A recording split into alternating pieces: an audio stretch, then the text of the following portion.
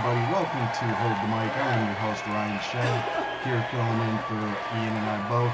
Hello, Democrats! We're starting to get into the prime time of the DNC convention, so coming on so we can start watching this together. Are you as excited as and I we're am? live on pretty much all the platforms, Twitch, Facebook, YouTube, I've known LinkedIn. Kamala Harris for almost I'm here with 20 you guys years. also on TikTok. So our bond was let's have a years good listen. ago Mayor by Karen a shared Bass is on right commitment now. to children. So I'm gonna speak a belief little bit here and there, that it you know, is but everyone's also let responsibility you guys to hear care the for speakers every as well, child, without no me matter where they come talking from, over them and like no this. matter who their parents are. I love you guys. Let's hang Kamala out. knows Let's talk. that Let's each chat. I'm here with you guys in the generation comment has an section. obligation to the next. So let's have some fun tonight on That's night one. why Get when some I popcorn, was Speaker of the get your State dinner, Assembly and whatever, she was whatever a the case is. prosecutor, we fought to So, address I'm gonna turn youth Karen Bass up homelessness and reform the child welfare system. We wanted to make sure that California's foster youth aren't cut off and left on their own the day they turn 18. As Attorney General, Kamala created our state's Bureau of Children's Justice and worked to give children in the juvenile justice system the support they needed. And when I asked her to swear me in, the first woman vice president, swearing in the first woman mayor of Los Angeles,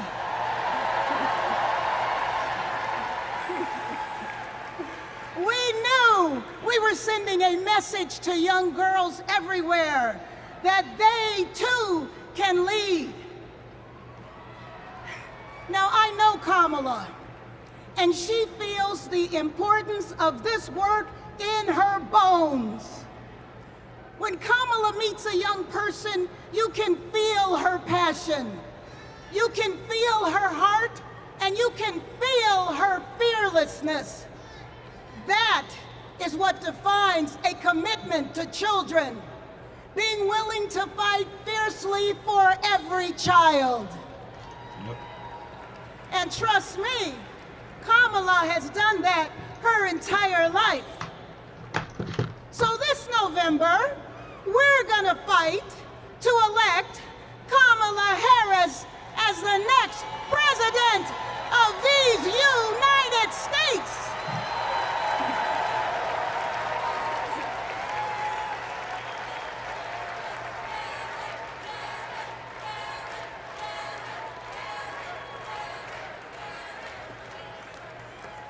So what do you guys think so far?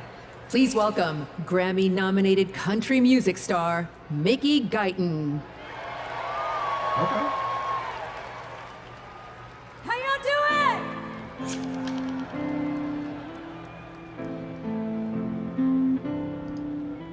The lines on the interstate, the dust on the back road. We're a Friday night football game. The lighters at a rock show. I don't even know what this is. We're the night shift, smoke break, high school heartache, driving with the windows down. We're the dance floors, church pews, Pretty suit and dress. ties, tattoos, one big small town. Ain't we all? Ain't we all? Ain't we all American? Ain't we all? Ain't we all American? With the stars in the Texas sky and a jukebox vinyl. How y'all doing? With the New York City lights and a hotel Bible. The hand-me-down, tailor-made, Daisy Dukes, Dookie Bricks, James Brown, James Dean. We're cold beer, champagne, millionaires, fast and change, and everything in between. Ain't we all? Ain't we all American? Ain't we all? Ain't we all American?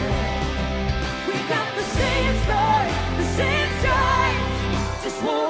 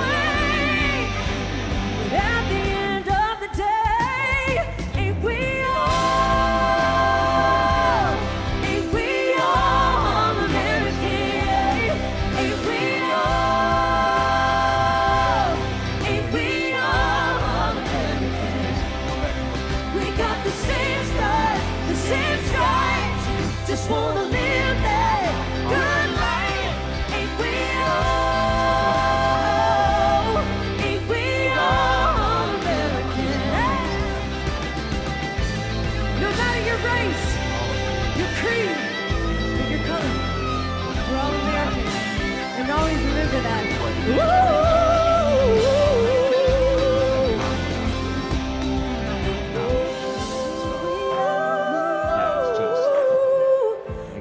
American. Thank you so much. Yeah, and again, you can go to kamalaharris.com if you want to donate. I need to put that ticker up on the screen, actually. Let me do that. Oh, I already had it. Nice.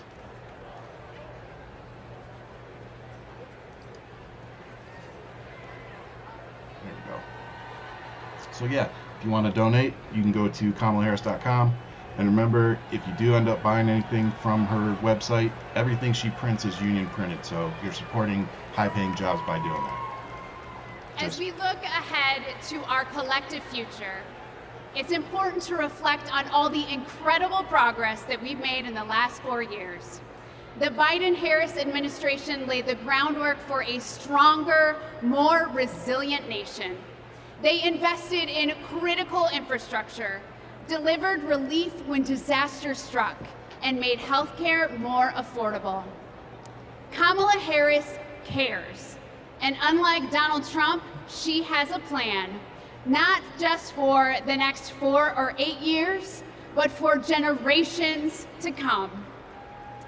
Now, let's hear from some of my fellow state executives about how Kamala Harris and Tim Walz are investing in the long-term future for our nation. And thank you all for joining wherever you are. Make sure you hit that subscribe button, hit that like button, bring more people in here, and get in the comment sections. I'm here to talk with you guys too, so let's have some fun. Like I said, I want to let you guys hear the speakers, so I kind of jump in. I'm Pennsylvania's Lieutenant Governor Austin Davis. I'm the proud son of a union bus driver from Pittsburgh. Every day, my dad would come home and tell me about how our roads and bridges were in disrepair. You're awesome, bro. President Trump promised us Infrastructure Week over and over again. He really didn't care, though, and it never happened. But President Biden and Vice President Harris are on our side. Yes, they are. They brought together Democrats and Republicans to get it done. We got I-95 in Philly fixed in less than 2 weeks. We repaired the Fern Hollow Bridge in Pittsburgh in record time. Right now, we're repairing roads and bridges across Pennsylvania, including in Pittsburgh, the city of bridges. And Vice President Harris is looking forward. She's committed to keeping our infrastructure safe and modern. When I think about the future, I think about my daughter Harper and all of America's children. Investing in them means investing in our infrastructure. It means replacing millions of lead pipes. It means providing clean air, clean water, safe roads and bridges, not just for us, but for generations to come. That's the legacy that President Biden is leaving our children. Let's keep building bridges to the future with Kamala Harris and Tim Walz. Let's work.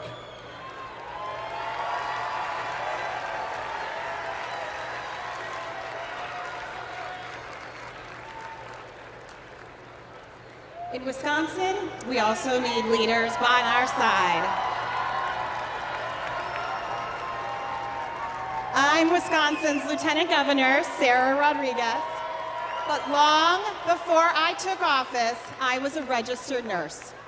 I served in the Peace Corps at the height of HIV/AIDS and in Baltimore emergency room. During the COVID pandemic, Trump and Wisconsin Republicans failed to protect our health. I don't think I did that. That's why I ran for office and flipped a red district blue. Yeah, sorry guys, I didn't do that jump. Because once a nurse, always a nurse. Now Trump is promising to terminate the Affordable Care Act, meddling in personal decisions between a woman and her doctor, and threatening to slash Medicare. Vice President Harris fights for our health. She'll defend women's reproductive freedom and protect Medicare and Medicaid. Thanks to the Biden-Harris administration, insulin is capped at $35 a month for seniors. And not just with one company. And they negotiated down the prices of 10 more life-saving drugs like Eliquis and Jardiance for Americans on Medicare. Kamala will continue to take on Big Pharma and lower the cost of prescriptions for everyone. Of course, healthcare isn't just about drugs and treatment. It's about freedom. The freedom to make your own choices. And the freedom to get the care you need without worrying about the cost. Kamala Harris is fighting for that healthy future.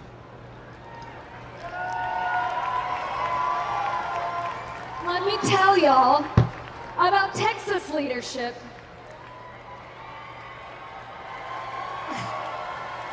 I'm County Executive Lena Hidalgo, and I serve the 5 million residents of Harris County. Harris County includes Houston. Texas Governor Ann Richards said, "I've been tested by fire, and the fire lost."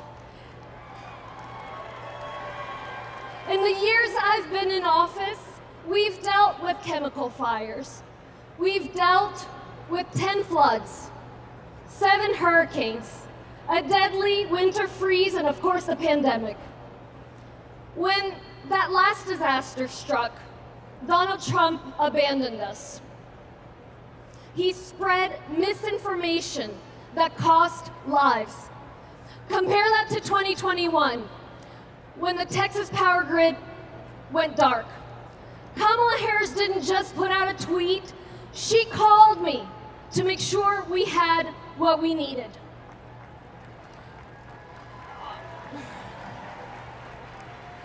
Over the years, I've learned that Kamala Harris always calls. And not only does she call, she delivers.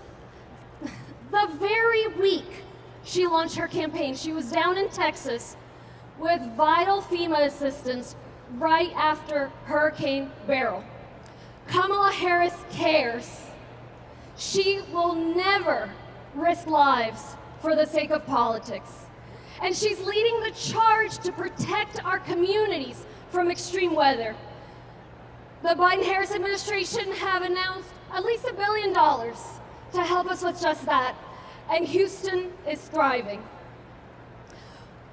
We deserve What's up, Kerr? leaders who acknowledge the threats, heck, the existence of climate change. We deserve tough leaders who have our backs. We deserve compassionate leaders ready to help. That's Kamala Harris and Tim Walz. I can personally attest that Kamala is a leader who has our back.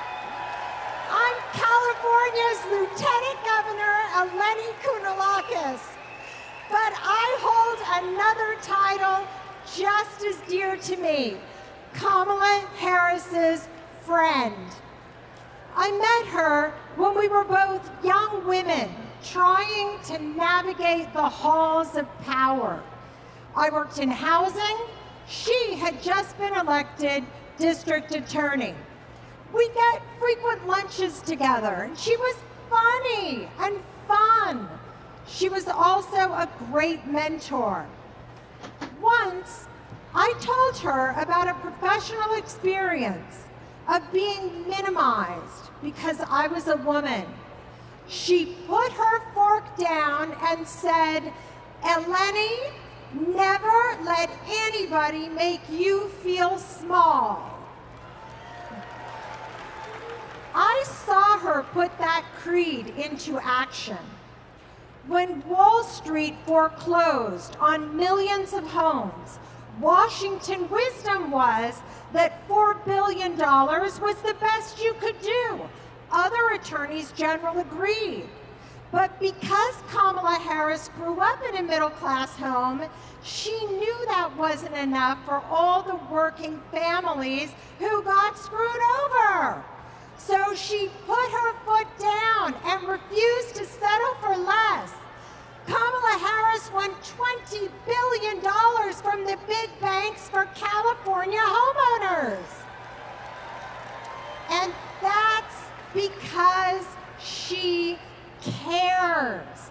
She cares so much that if you're lucky enough to be her friend, she calls you on her birthday, and sometimes she sings to you. She called me on mine right when I had decided to run for lieutenant governor. She asked tough questions. I promised I'd follow her lead and invest in the future. Together, we shattered that glass ceiling, California, and got to work. I am so glad the country is getting to see the Kamala that I've known for decades. For Californians and Pennsylvanians, for Texans and Wisconsinites, for states red and blue and everything in between, President Biden and Vice President Harris have been investing in our future and are on our side, and we are not going back. I'm into that. Can I get a hell yeah? Hell yeah! Do you know about Project 2025? The far right's playbook. It is Trump's vision for America's future. I'm not going to be nice. It will ban abortion nationwide. I got rid of Roe v. Wade. Raise taxes on middle-class families. Gut Medicaid. That's money that funds a lot of medical treatment. Strip rights from LGBTQ plus people. Wait a minute, I'm not finished. Cut overtime pay. It is going to affect workers' bottom lines. Give him unchecked power. And I will wield that power very aggressively. And it begins his first day back in office. In an exclusive undercover video, a co-author of Project 2025 saying that Donald Trump, quote, blessed the work he's doing now. He's been at our organization. He's raised money for our organization. He's blessed it. So he's very supportive of what we do. He doesn't want freedom. He only wants control. I know Donald Trump's tight. These are the stakes. Project 2025 wants to take our country backward. This is our fight. We are not going back. This dude is so done. Please welcome Michigan State Senator Mallory McMorrow. Holy crap, what is she carrying? Is that the Project 2025 one? Hello! Mandate I'm Michigan State Senator Mallory McMorrow, and this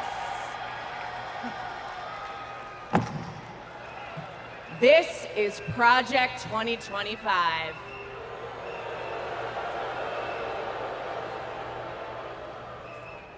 Now, over the next 4 nights, you are going to hear a lot about what is in this 900-page document. Why? Because this is the Republican blueprint for a second Trump term. That's right. They went ahead and wrote down all the extreme things That's right. They wrote that it down. Donald Trump wants to do in the next 4 years. And then they just tweeted it out, putting it out on the internet for What's up, everybody to read. So, we read it.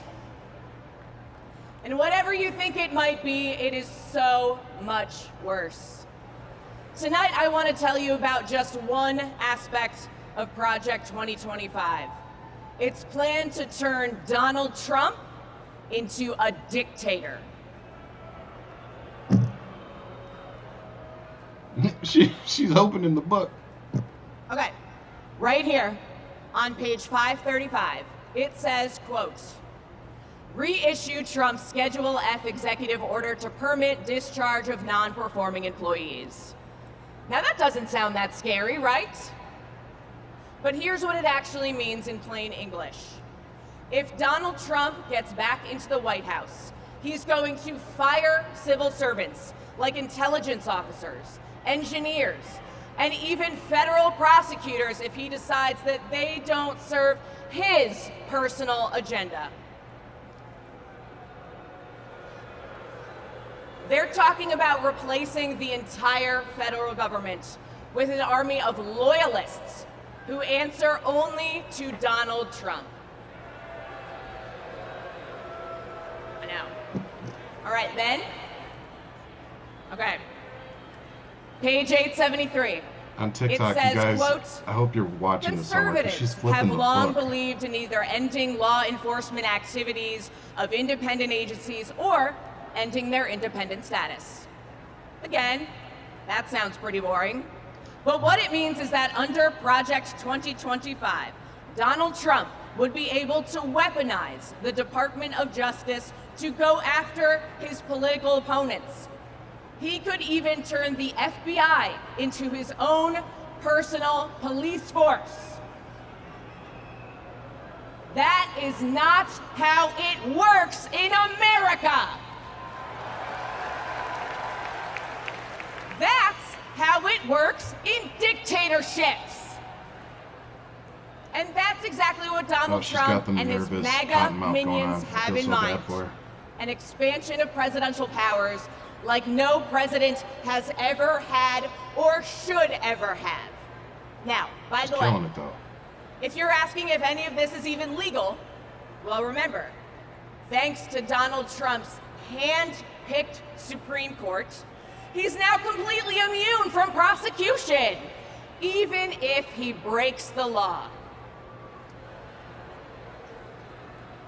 But that's not who we are, because we believe in a government of the people, by the people, and for the people. Not the government of Donald Trump, by Donald Trump, and for Donald Trump. We believe in the separation of powers and the rule of law. We believe in a system built up to serve everyone, not breaking a system to serve one petty, selfish man. The truth is, there's only one way to stop him, and to stop Project 2025. How do we do it? We elect Kamala Harris this November! That's what I'm talking about. We'll be back tomorrow night to tell you what Project 2025 means for your pocketbook. I like it. What do you guys think so far? I like her. And of course, she's from Please home state of welcome Michigan. California Senator LaFonza Butler. What's up, brother? Yeah. Oh, good, man. You came at the perfect time. That's all I gotta say. Hello, Democrats! California delegates, make some noise! It's great to see so many familiar faces.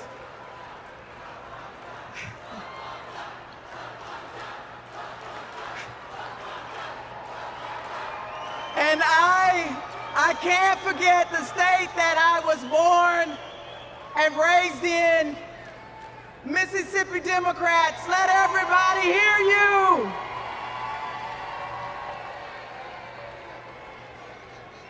Democrats, before I joined the Senate, I was a leader in the labor movement. So I know a champion for the people when I see one. I met Kamala Harris when she was district attorney, and I was president of a large care workers union.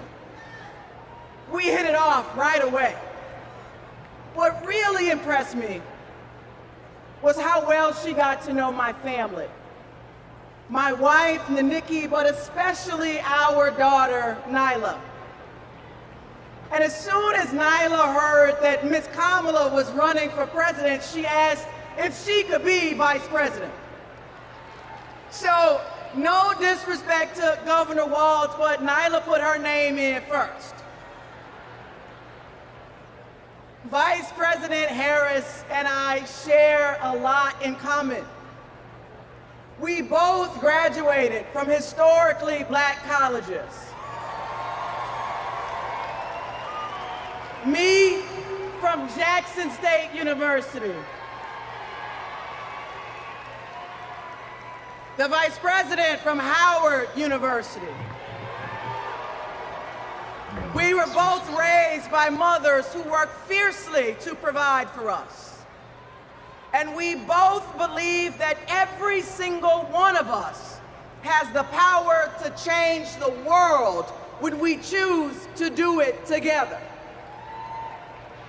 You see, Kamala Harris has always understood the assignment. No matter if she were the underdog, no matter the bullying or the name calling, she never doubted that our best was still ahead. She knew a better future was possible if we stood side by side with our neighbors and we fought for it. No matter what language they spoke, no matter what country they came from, no matter the size of their bank account. And that's what she did. As a prosecutor, together with law enforcement, she prioritized holding criminals accountable and protecting public safety. As state attorney general, together with students, she put a scam college out of business. After the mortgage crisis, together with families who lost their homes, she took on the biggest banks in the world and won a settlement 5 times what was initially offered. Every time she walked into a courtroom, she would simply say, "Kamala Harris for the people." For her, it wasn't just a professional oath. It was a battle cry. And let's be clear, to her opponents, this way of seeing the world, the idea of fighting for someone other than yourself, is unthinkable. But let me tell you, Democrats, what's really unthinkable. Conning young people who simply want a good education is unthinkable. Stiffing hard-working laborers like Donald Trump did in Atlantic City is unthinkable. Bragging about having ripped away a woman's freedom to choose what she does with her own body is unthinkable. And Democrats, Americans, we deserve better. We deserve a president who is tough, not just tough talking. One who shatters the boundaries of what's possible, not the boundaries of what's legal. And one who wipes the floor with cheats and fraudsters because, well, Democrats, she knows the type. Democrats, that president, the president that we deserve, that president is my friend, Kamala Harris. Thank you all so much.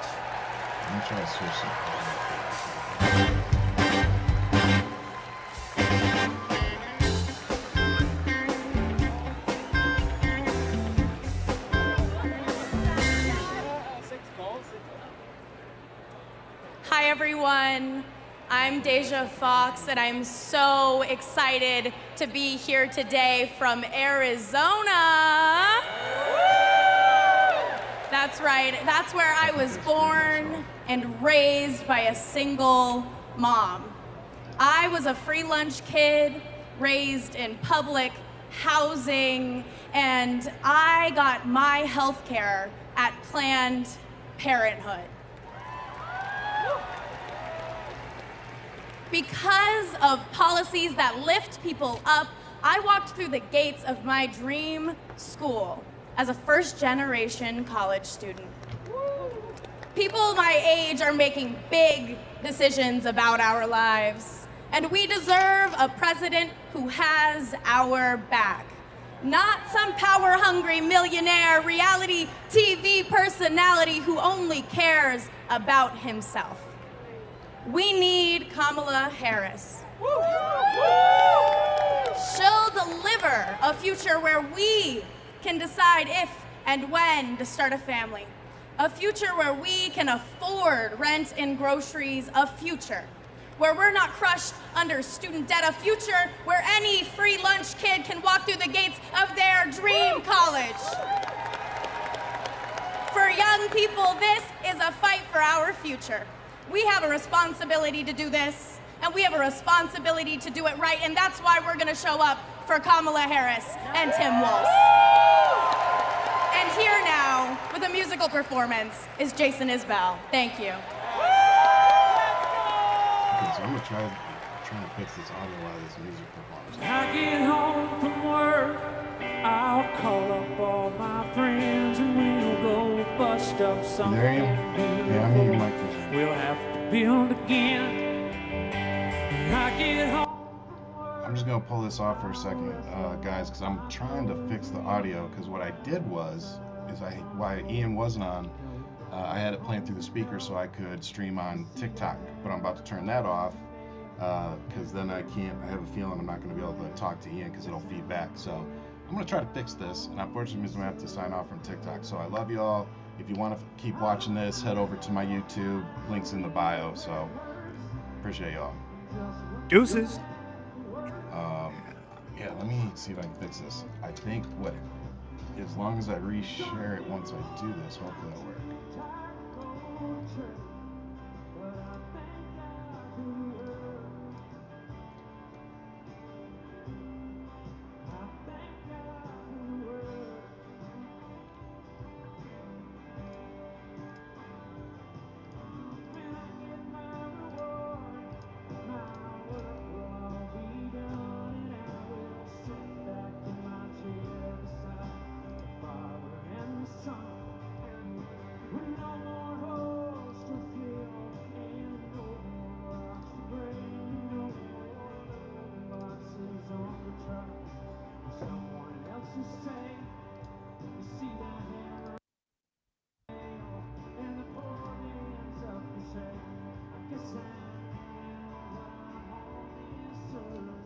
Tell me if you can hear this when I put it back up.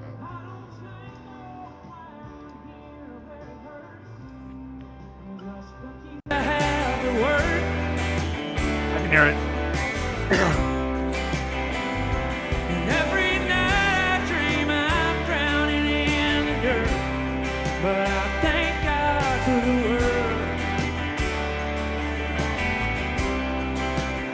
And the day will come, I'll find reason, somebody proud to love a man like me.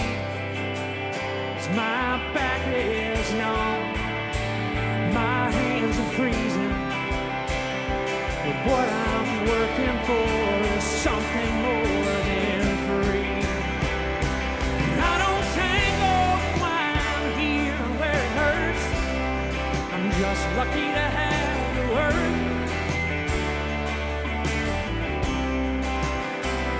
Sunday morning I'm too tired to go to church, but I thank God for the word.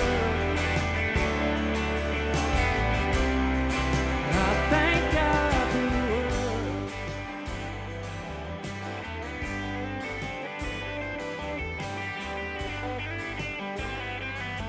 Alright, bro, I think I got us figured out. Test. I hear you, brother. I can't hear you.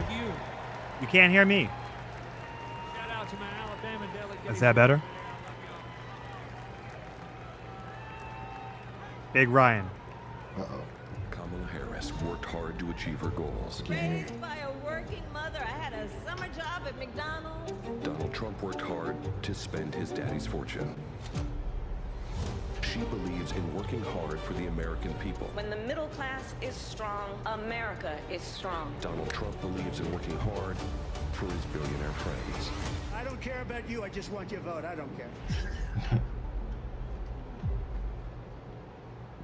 You really, like, people really, I don't know how you could. Please welcome former Rhode Island Governor Gina Raimondo.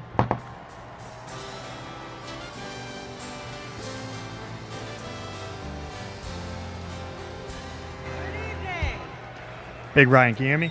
Hello, Democrats. Hello, Chicago.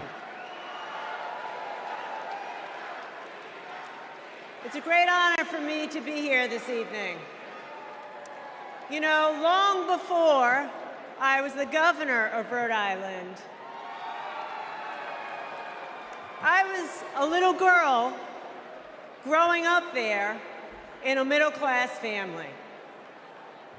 My dad found his American dream in a watch factory in Providence. And that job, What's up, Rochelle? that job gave him a way to provide for our family, a community for him to belong to, and so much pride. But like so many Americans in the 80s, after 25 years of his hard work, his job and the job of all of his friends was shipped overseas. You know, years later, my dad said to me, Gina, this happened because our leaders let us down. And my father was right. The Republicans in power who pushed failed economic strategy. Let's just cut taxes for the wealthy and leave everybody else behind. Well, not only did my father lose his job, but frankly, manufacturing left my state. Manufacturing withered in Rhode Island and all across this nation.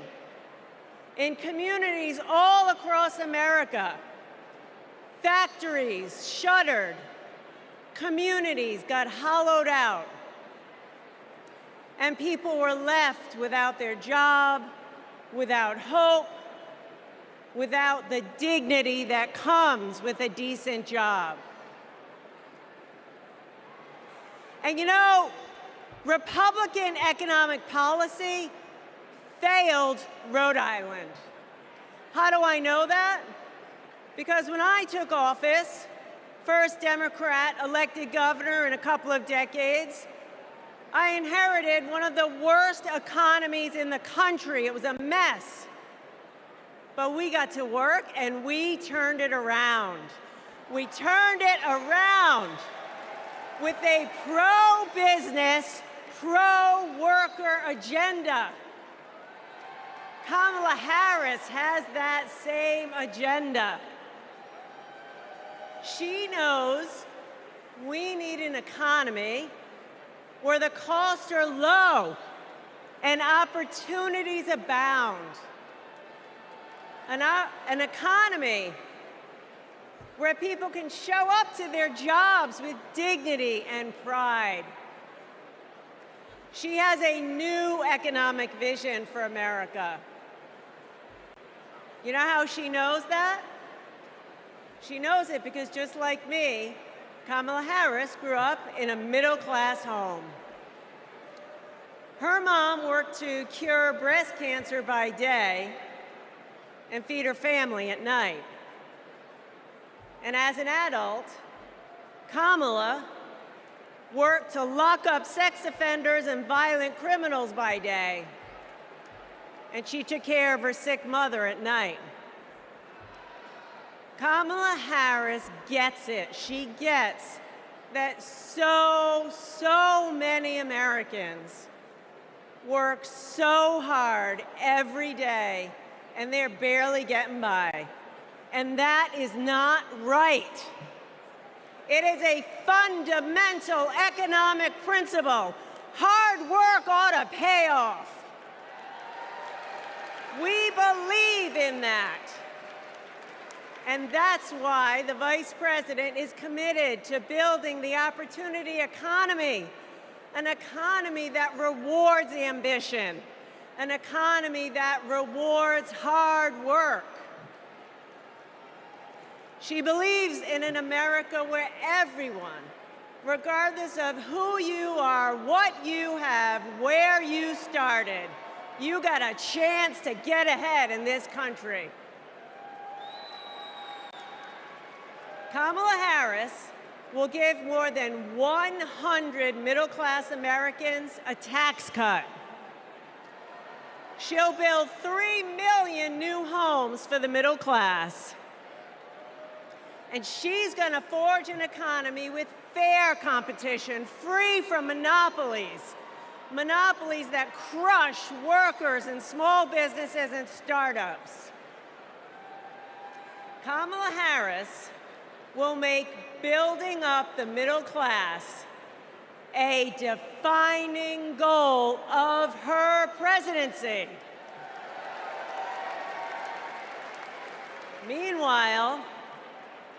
Meanwhile, Donald Trump, he's going to double down on his worst economic ideas. The same ideas that shipped my dad's job overseas. Ideas that don't work. We know they don't work because they never have.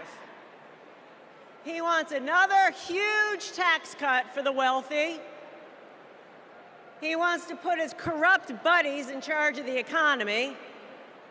And he wants a sales tax that's going to supercharge inflation. We cannot afford Donald Trump's failed economic ideas. But here's the thing. The most important thing. Kamala Harris works for the people. Kamala Harris works for you. And Donald Trump is in it for himself. As our president, Kamala Harris will build an economy where everyone, and she means everyone, can find and live their American dream. So let's put her in the Oval Office. Thank you. So what do you think so far, brother? I'm gonna need some excitement. Oh my God, I can't hear you. You can't hear me? Are you kidding me? Can you try to go out and come back in? I got you. Because I think everybody else can hear you. They can hear me. I am a lifelong Republican, a former Trump voter, and I will not be voting for Trump in 2024. My name is Norma. I'm from Carson, Washington, and I am a two-time Trump voter. I will not be voting for Trump this time around. I'm actually embarrassed to say that I did vote for Trump in 2016. Donald Trump has nothing but contempt for the American people. These and are ironically, rational people. for those who claim to be his base. He's only interested in benefiting himself personally. Everything he said he would do, he did not do. I do not trust that he can do the right thing anymore. We've seen what Donald Trump really is, and it disgusts All right, everybody, raise your hand if you can I hear don't me. think the man can be trusted. He talks out of both sides of his mouth. Can Ryan He's hear a me? very Yes, sir. dishonest I can hear you person. now.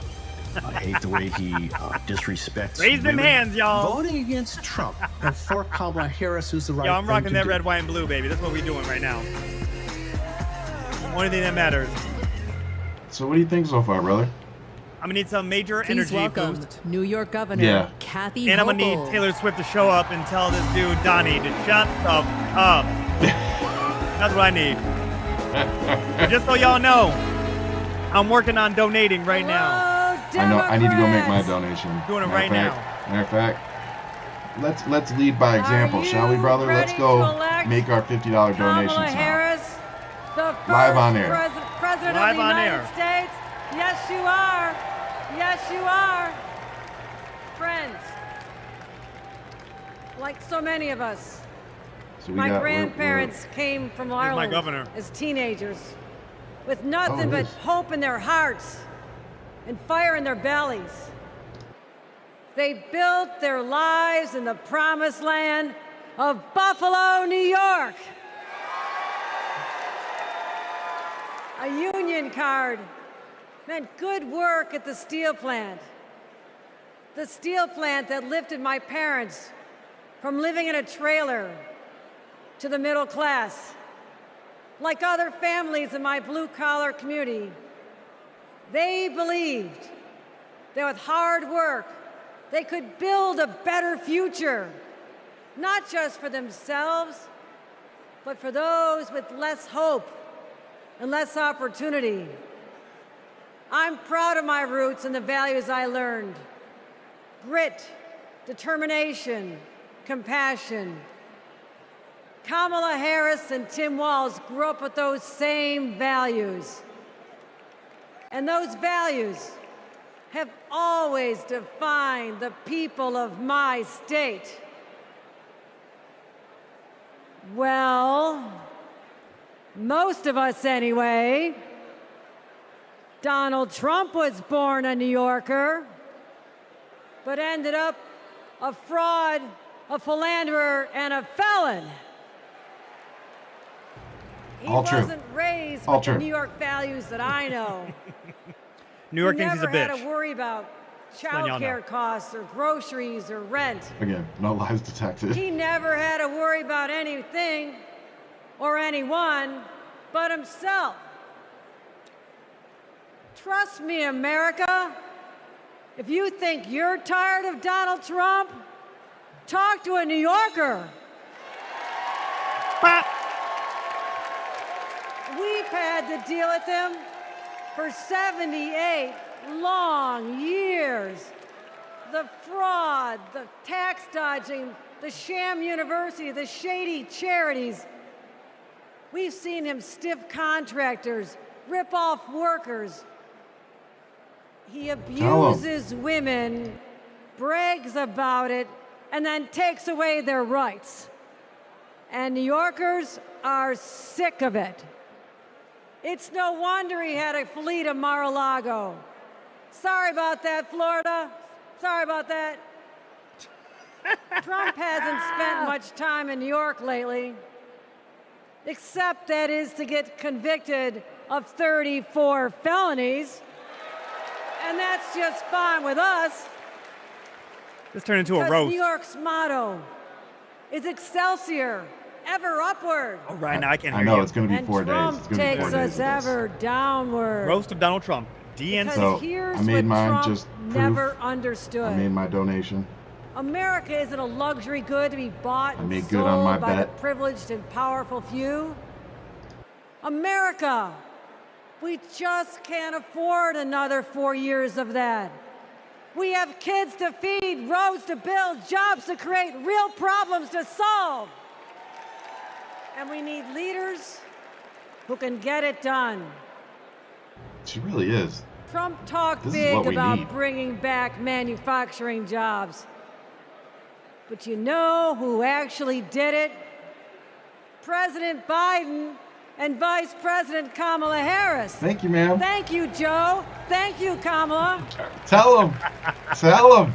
Go on, Look Hochul. no further than the city of Syracuse, where a company called Micron is building a $100 billion microchip factory with union labor. I love them union jobs. It's the largest private investment in American history. And it's going to create 50,000 good-paying jobs. The Biden-Harris administration has made the most significant investments in our economy in generations. And as president, Kamala Harris will continue to build an opportunity economy for all. My friends, history's watching us. Together, we must protect abortion rights. Together, we must protect the middle class. Together, we must protect the American dream. And together, we must elect Kamala Harris President of the United States. Thank you. I like Hochul, man. I like her. That's the first time I think I've heard her give a speech. I like her. She is the first female governor of New York. What's up? Thanks for tuning in. Ooh. Girl got a song, boy.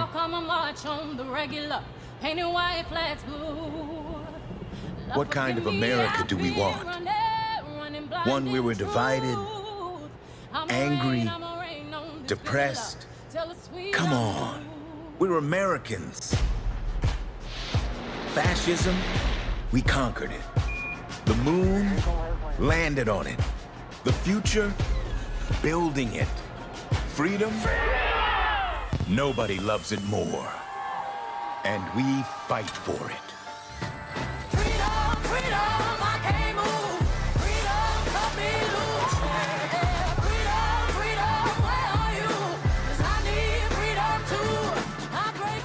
Freedom from control. Freedom from extremism and fear. Extremists want to take us back, but we are not going back.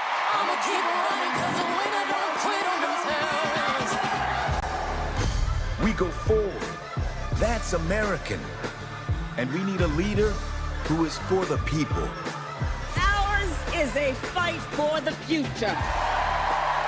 Kamala Harris, protecting people from predators and big drug cartels, holding Wall Street banks accountable. A crime perpetrated against our middle class. Standing up to dictators and fighting for all of us.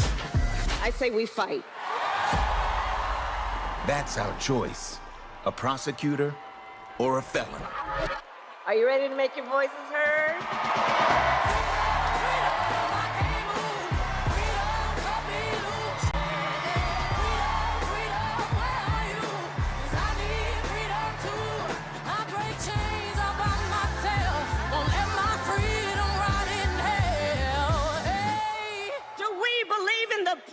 Of America. And are we ready to fight for it? I'ma keep running 'cause the winner don't quit on themselves.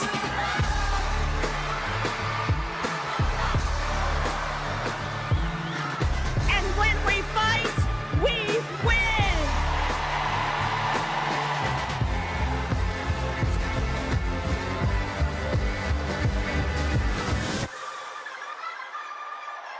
Yo! Hey. Ryan, I'm gonna say it, man. I want to live in that America.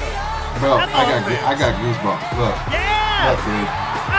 Oh, shit!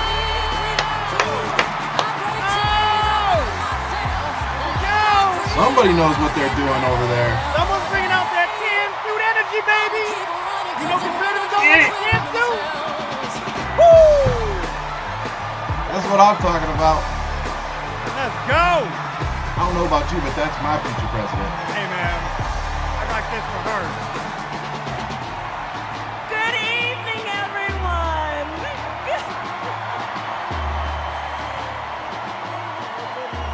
Good evening. Good evening. It is so good to be with everyone this evening in this hall and everyone at home. This is going to be a great week. And I want to kick us off by celebrating our incredible President Joe Biden, who will be speaking later tonight. Joe, thank you for your historic leadership, for your lifetime of service to our nation, and for all you will continue to do. We are forever grateful to you.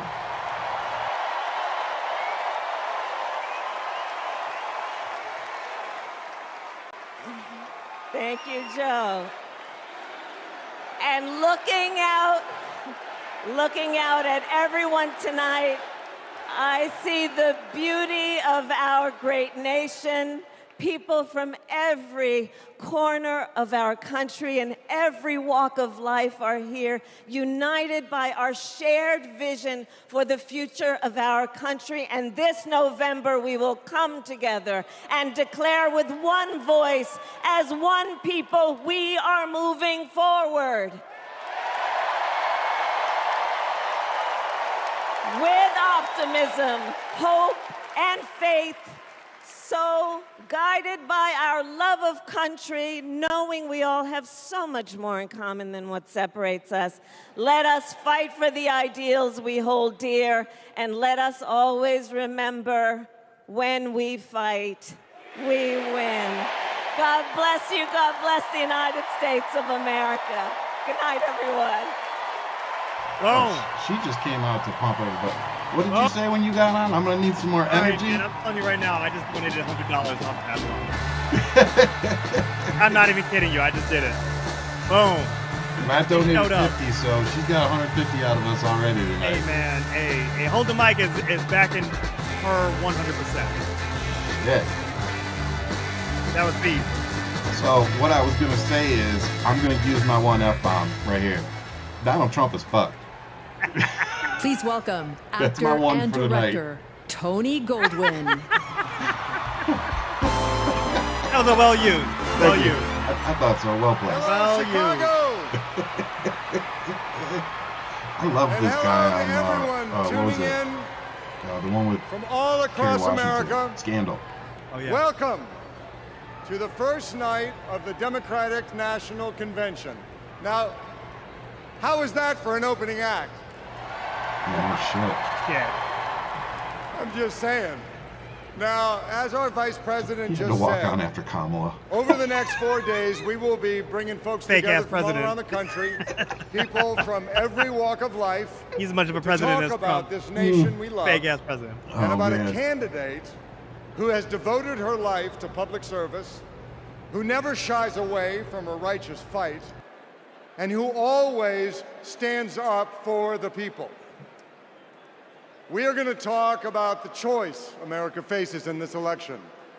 It's a choice not just between two very different candidates, but between two very different futures. We will hear from everyday Americans about what is truly at stake in this campaign. The future of our middle class, the future of reproductive rights, the future of our climate, our security, our schools, the future of our freedom, the future of our very democracy. We will see the vision of our nominee. It is a vision of stability, security, and opportunity for everyday Americans, where we continue to grow this economy by growing the middle class, and where the safety of our children, our families, and our communities are a fundamental civil right. It is a future where, instead of scoffing at allies and fawning over dictators, our president stands up for our friends, faces down our adversaries, and American democracy remains a beacon of hope and inspires the world to take on our biggest challenges together. We'll learn the story of a leader who has dedicated her life to doing the work of making good on the promise of America. A leader who understands the middle class because she grew up in the middle class. A leader who has taken on powerful interests at every step of her career and fought for the rights and freedoms of all of us. And then, of course, we will hear again from the Democratic nominee herself, the next President of the United States of America, Kamala Harris. Because she has a message for us.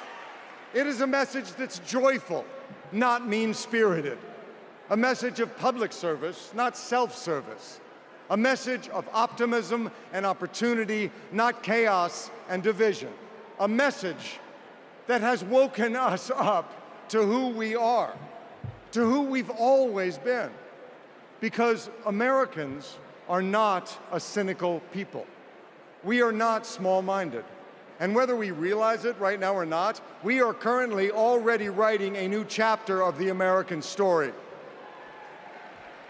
And we can dream as big as we want. So I just want to ask you, are you excited? Yeah? Well, good. Are you ready? Okay. Well, then I challenge you to make this the moment you get off the sidelines and into the game. So I want you to text JOIN to 30330 and get involved. Because when we fight, what happens?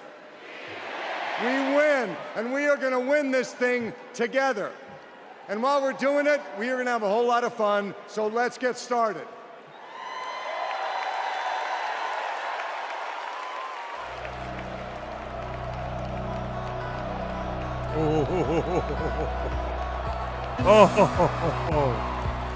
Please welcome 9-time NBA champion and coach of the 2024 Olympic gold-winning men's basketball team, Steve Kerr. This is going to be good. He was a passionate dude. Thank you. Thank you so much.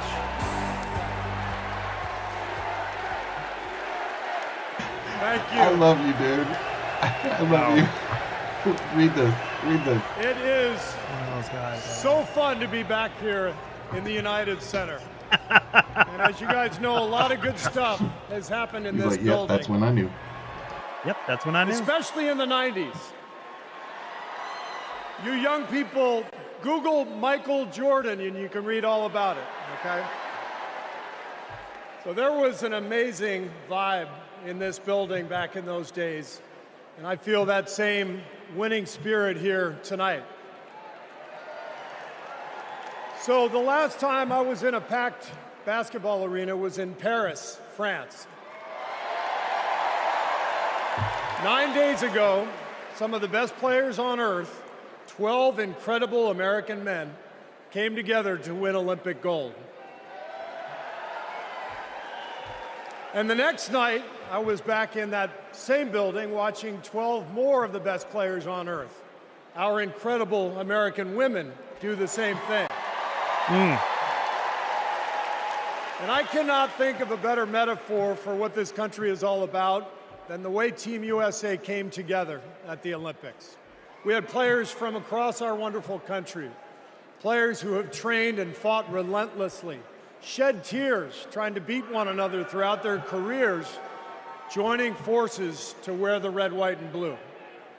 And when we won, the American flag raised to the rafters, the national anthem playing, gold medals draped around the necks of our players, whose hands were held over their hearts. It was the proudest moment of my life. Thank you.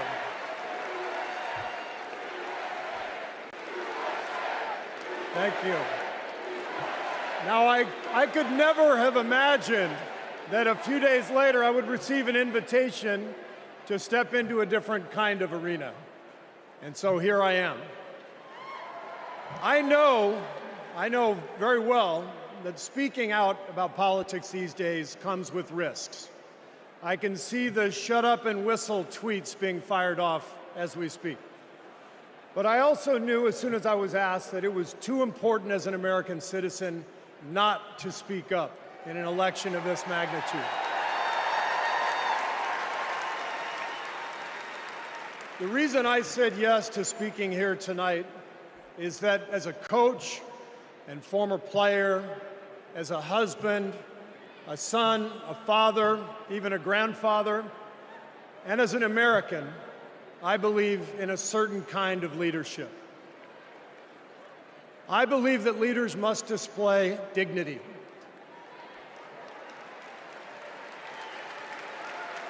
I believe that leaders must tell the truth. I believe that leaders should be able to laugh at themselves. I believe leaders must care for and love the people they are leading. I believe leaders must possess knowledge and expertise, but with the full awareness that none of us has all the answers. And in fact, some of the best answers often come from members of the team. And if you look for those qualities in your friends or your boss or an employee or your child's teacher or your mayor, then shouldn't you want those same qualities in your president? And when you think about it that way, this is no contest. With Kamala Harris and Tim Walz, I see all those qualities. They have devoted their lives to serving other people.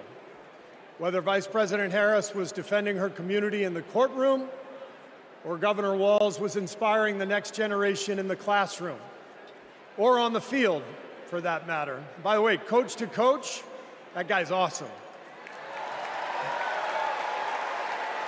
Although, I have to say, Coach Walz, way too much reliance on the blitz in '99 against Mankato East.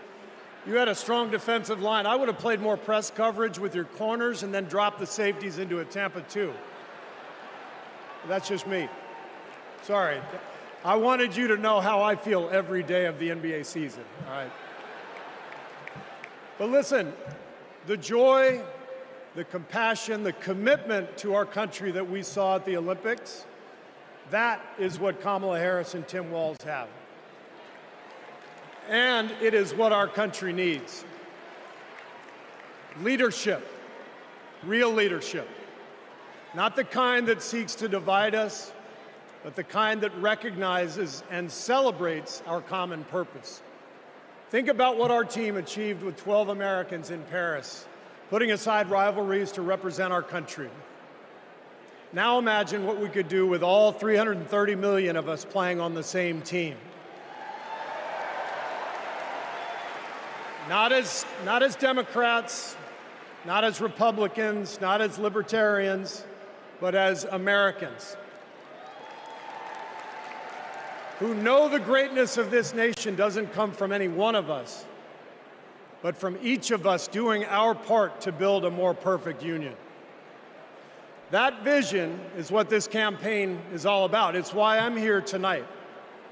And it's why I'll be getting out every day to help people get out and vote on November 5th and elect Kamala Harris and Tim Walz as the next president and vice president of the United States. Oh.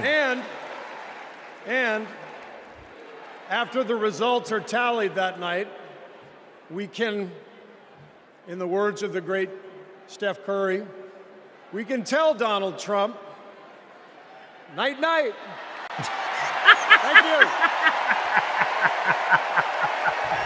Night, night. Night, night. Night, night, Night, night, motherfucker.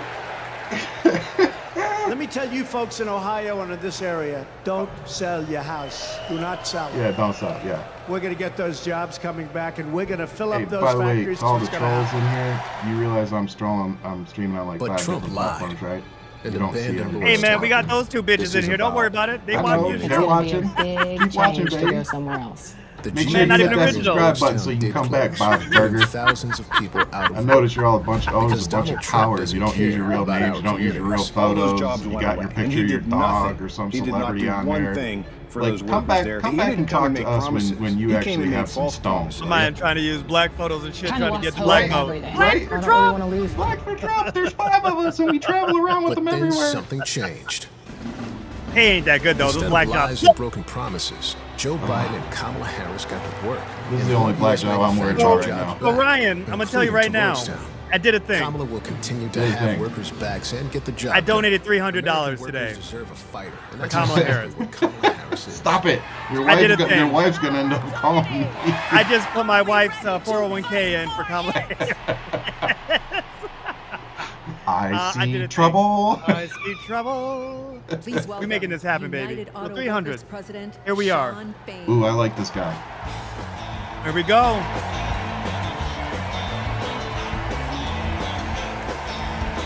Yeah, let's see what he has to say. I like it.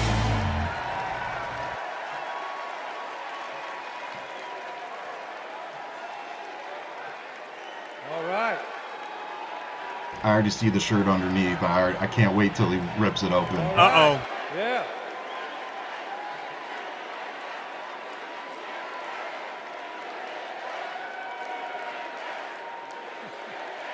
Thank you. Good evening, America, and good evening to the people that make this world move, the working class. Yes, sir. On behalf of 1 million active and retired members of the UAW, I am honored to support Kamala Harris and Tim Walz to be our next president and vice president. Us too. And I want to say thank you to Joe Biden for making history by walking the picket line with the UAW.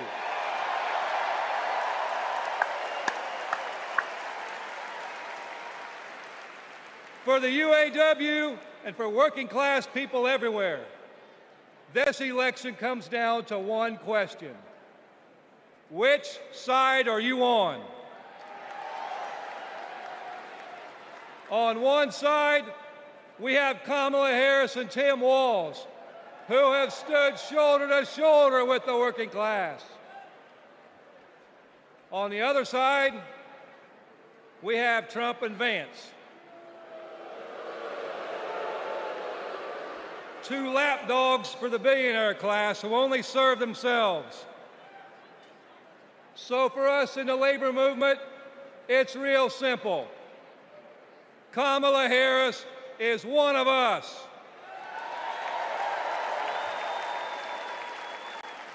She's a fighter for the working class. And Donald Trump is a scab.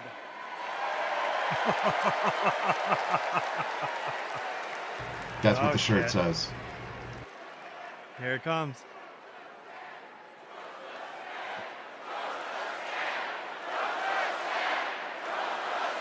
I think we got a new Step slogan. to the side and rip it open like Superman.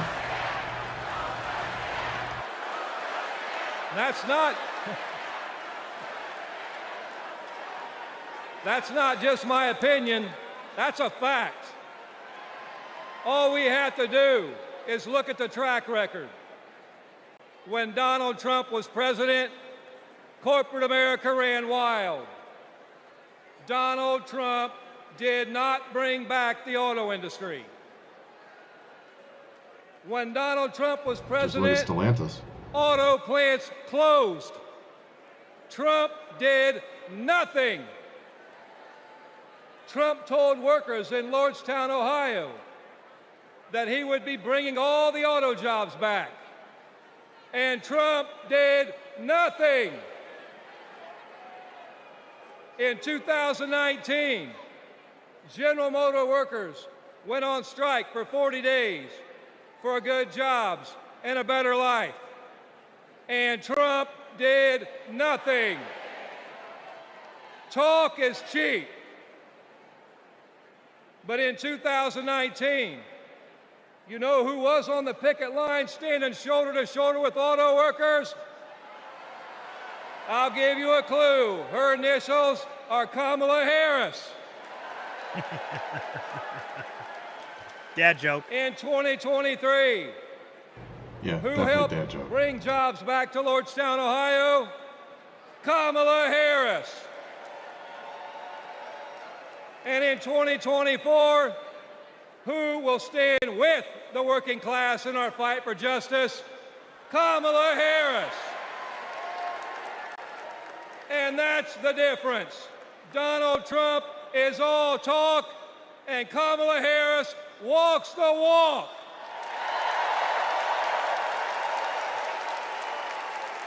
Woo.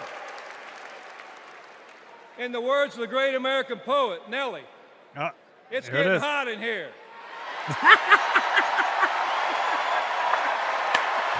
Thank you. Thank you. I'll be here all week. Go ahead, I need boy. one of those. I Go need ahead, one of those. boy.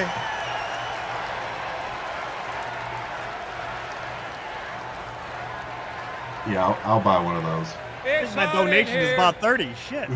It's hot in here because you're fired up and you're fed up, and the American working class is fired up and fed up.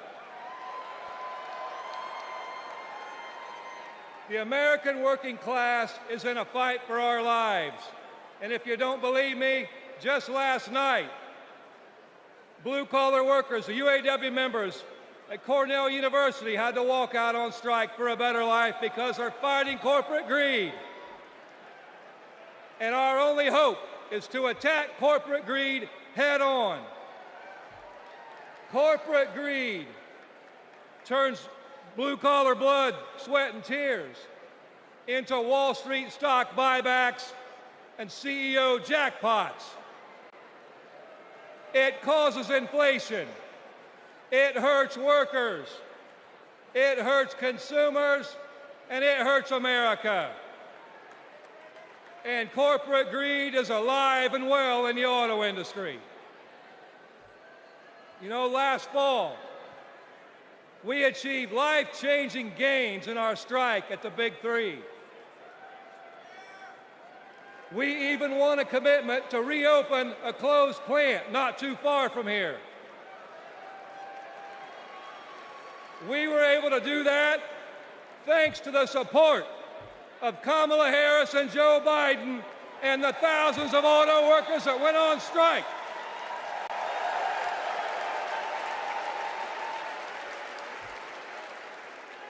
But a year later, one company wants to go back on their commitments in our contract. And let me be clear, Stellantis must keep the promises they made to America in our union contract.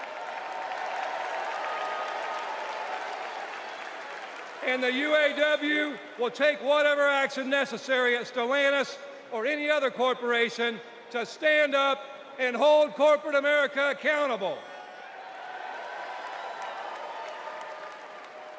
And when the UAW stands up, we know who stands with us and who stands against us. Donald Trump laughs about firing workers who go on strike.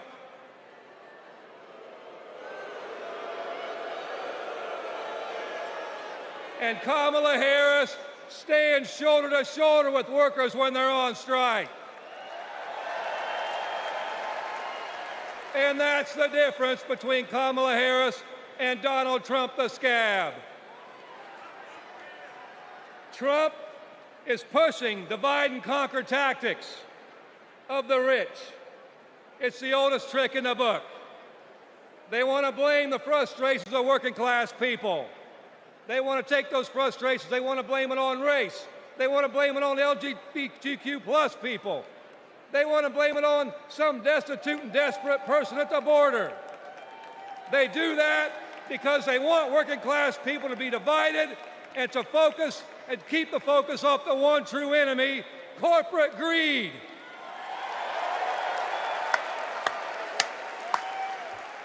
The rich think we're stupid. But working class Americans see this for what it is. This is our generation's defining moment. So I have a question for you.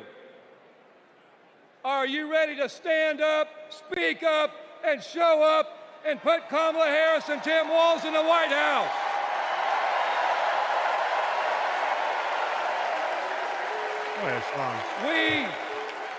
We need a defender of the working class in the White House, someone who is one of us and someone who knows how to fight. And that fighter is the next President of the United States, Kamala Harris. Thank you. Yeah, I like him.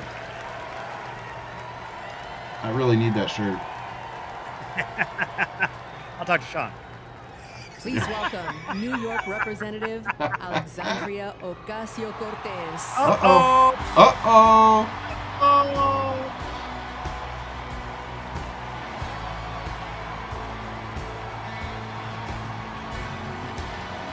Thank you, Chicago! Thank you, Chicago, for your energy. Thank you, Kamala Harris and Tim Walz, for your vision.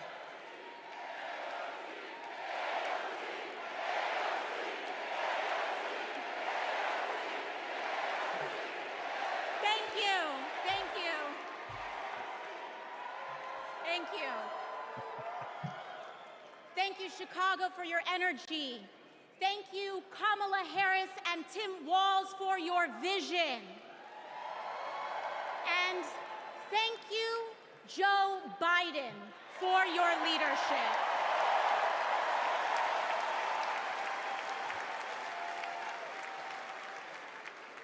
You know, 6 years ago, I was taking omelet orders as a waitress in New York City. I didn't have health insurance. My family was fighting off foreclosure, and we were struggling with bills after my dad passed away unexpectedly from cancer. Like millions of Americans, we were just looking for an honest shake. And we were tired of a cynical politics that seemed blind to the realities of working people. It was then, only through the miracles of democracy and community, that the good people of the Bronx and Queens chose someone like me to elect them in Congress.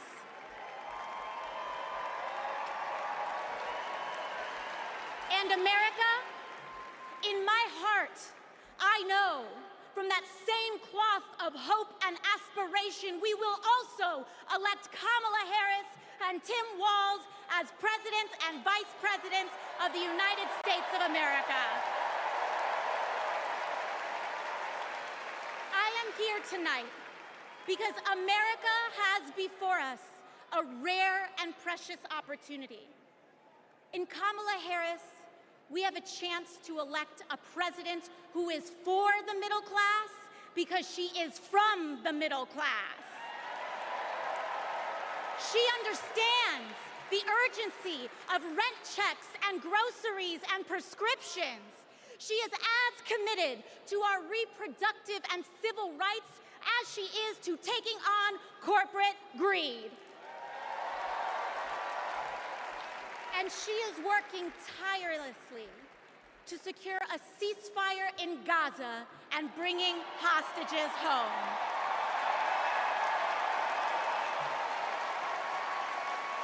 They're not going to like that one. In Kamala Harris, I see a leader who understands. I see a leader with a real commitment to a better future for working families. And Chicago, we have to help her win.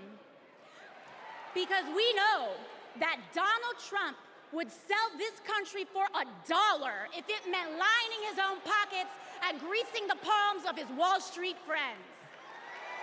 And I, for one, am tired of hearing about how a two-bit union buster thinks of himself as more of a patriot than the woman who fights every single day to lift working people out from under the boots of greed, trampling on our way of life.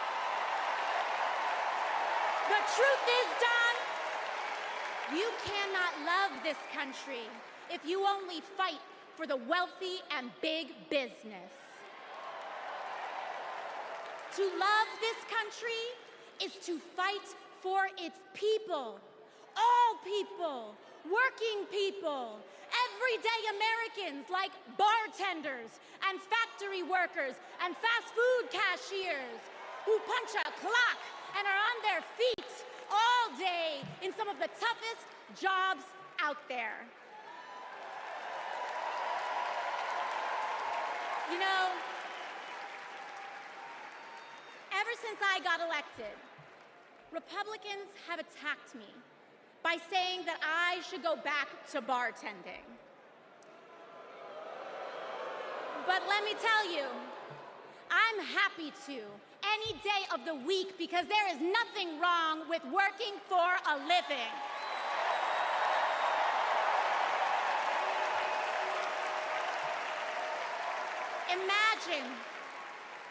Imagine having leaders in the White House who understand that. Leaders like Kamala and Tim. But Chicago, just because the choice is clear to us does not mean that the path will be easy. Over the next 78 days, we will have to pour every ounce, every minute, every moment into making history on November 5th.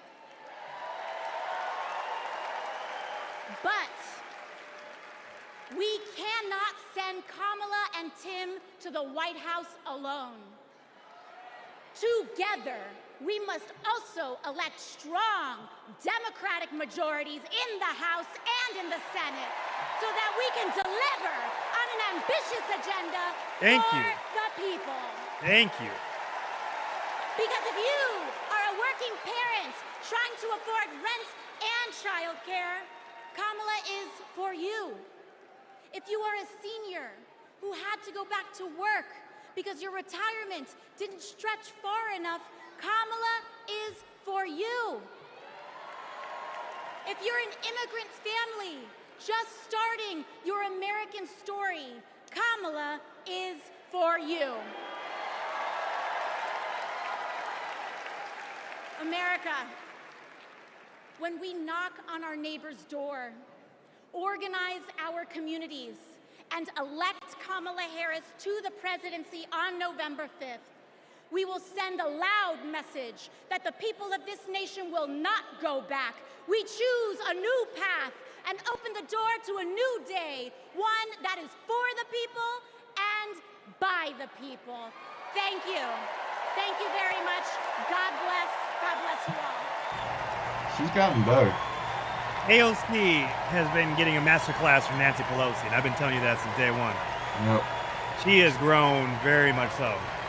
She's beautiful, she's dangerous, she is a lot of things, and I think she is everything the future. Marjorie Taylor Greene and Lauren Boebert aren't. Nancy Mace. They all want to be AOCs. Wild. I know. Wild. I'm going to take some help for that one. So Kamala Harris' go get it. story begins in a middle-class neighborhood in the East Bay. Yeah, in a modest apartment above a nursery school, in a close-knit community where people looked out for one another, with a mother who instilled in Kamala Harris the core principles that have defined her life in public service. These are the experiences that made her the leader she is today.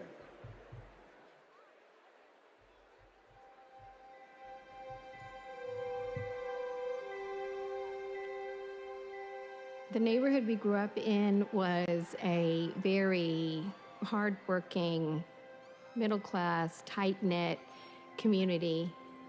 Families going to church on Sunday, kids playing in the front yard. Mommy got us these bright blue matching bikes with banana seats, and we were surrounded by caring adults. This neighborhood on Bancroft Way, we've spent so much time here. Behind me is where it all began.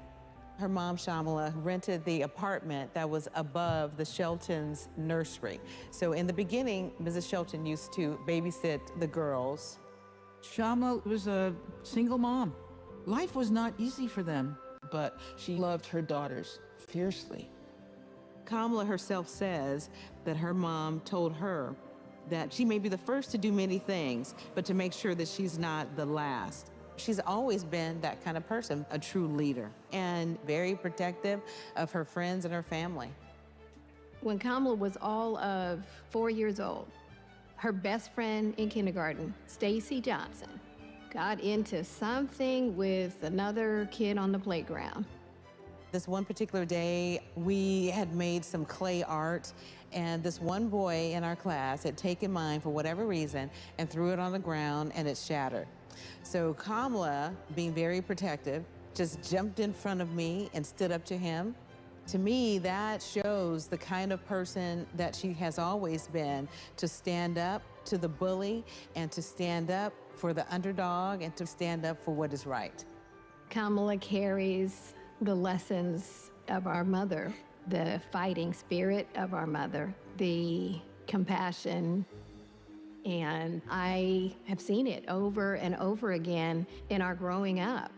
When we were in high school, my sister's friend, Wanda, was being molested by a family member, and Kamala just jumped in.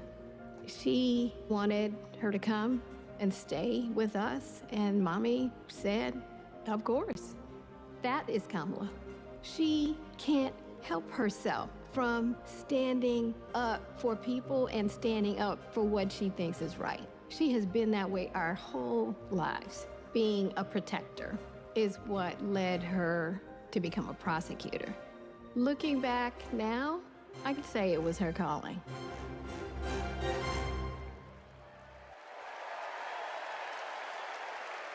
Please welcome Stacey Johnson Batiste and Doris Johnson.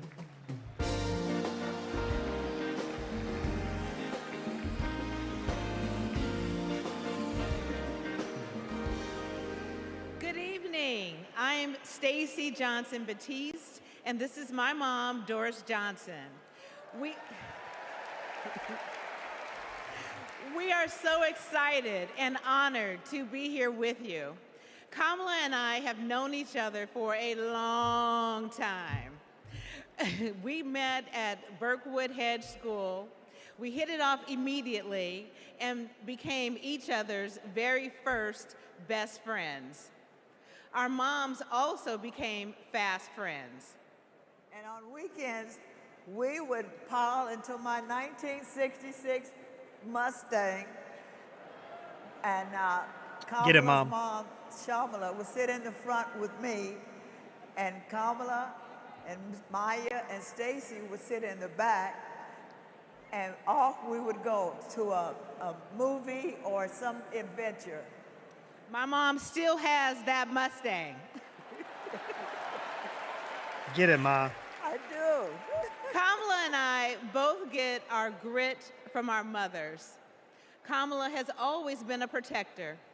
One day at school, we made clay art projects during story time when they were outside on tables to dry. For whatever reason, a boy in our class took mine, threw it on the ground, and it shattered.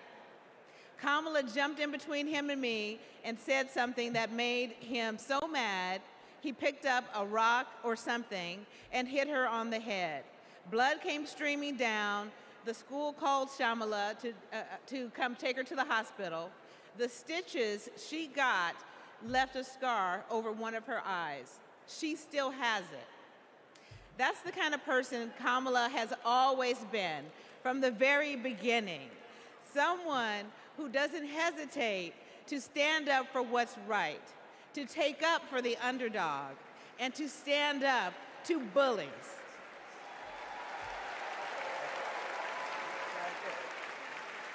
I have seen it time and again, whether the bully is an individual, a gang, or a corporation. She fights for all of us. Before we go, I know my mom has one more thing to say. Kamala, your mom would be so proud of you.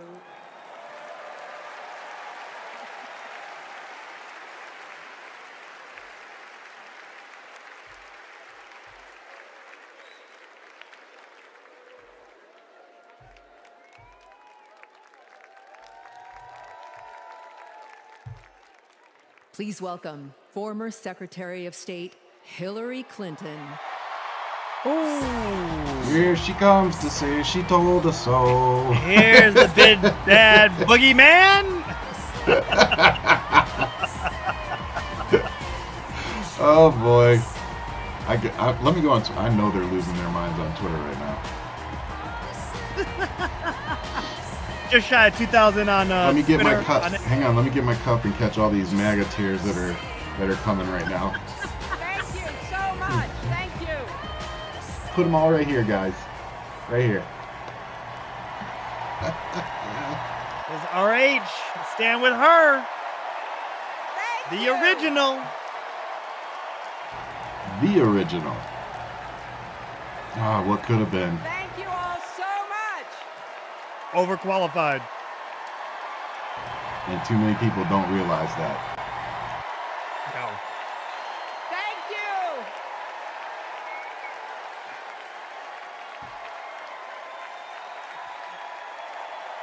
She deserves it. Clap. We ain't gonna see her out here these many more times. Yeah, she deserves that. Yep. Give her her flowers. She's part of how we got here too. Yeah. She opened many doors for the ladies that are in front. Yes, she did. Thank you so much. No.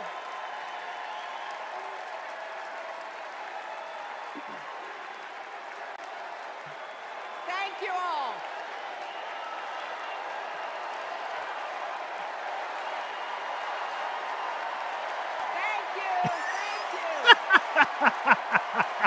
You know, just walk off the stage. Yep. That's it. Good night. I'm done. Can't get any better than this. Tomorrow See you guys news. later. Hillary Clinton running for president. See you guys everybody. There's a lot of energy in this room, just like there is across the country. That's right. Yep. That's what we need. Something is happening in America. You can feel it. Something we've worked for and dreamed of for a long time. First, though, let's salute President Biden. Yes, we am. And the okie doke that he pulled on the Republicans. It up did the okie doke. Hey, he pulled the okie doke on me. I was mad the first 24 hours. Democracy's champion at home and abroad. He brought dignity, decency, and competence back to the White House. Yep, and we need to keep that going. I need 8 more years of it. He showed what it means to be a true patriot. Thank you, Joe Biden, for your lifetime of service and leadership. Literal lifetime. That's right. of leadership and, and service.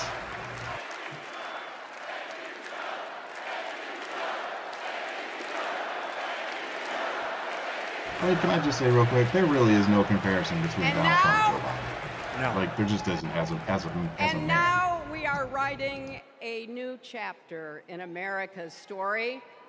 You know, my mother Dorothy was born right here in Chicago before women had the right to vote. That changed 104 years ago yesterday. Think about it. Tennessee became the final state.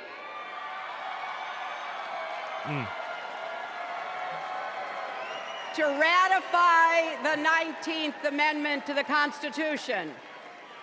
The state legislature was deadlocked until one lawmaker's mother, a widow who read 3 newspapers a day, sent a letter to her son. No more delays, she wrote. Give us the vote. And since that day, every generation has carried the torch forward. In 1972, a fearless black congresswoman named Shirley Chisholm. That's right. Shirley. That's a dope-ass story right there. She ran for president. Yeah. And her determination let me and millions of others dream bigger, not just because of who she was, but because of who she fought for. Working parents, poor children, the last, the least, and the lost. In 1984, I brought my daughter to see Geraldine Ferraro, the first woman nominated for vice president. If we can do this, Jerry said, we can do anything. And then there was 2016, when it was the honor of my life to accept our party's nomination for president.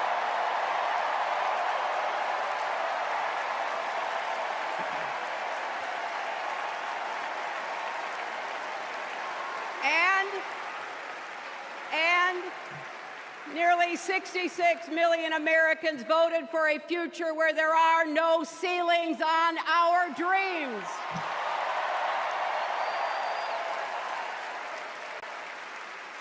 And afterwards, we refused to give up on America. Millions marched, many ran for office.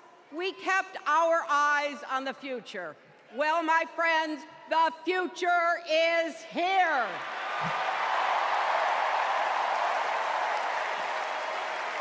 Nancy looking sweet. I wish my mother and Kamala's mother could see us. They would say, keep going. Shirley and Jerry would say, keep going.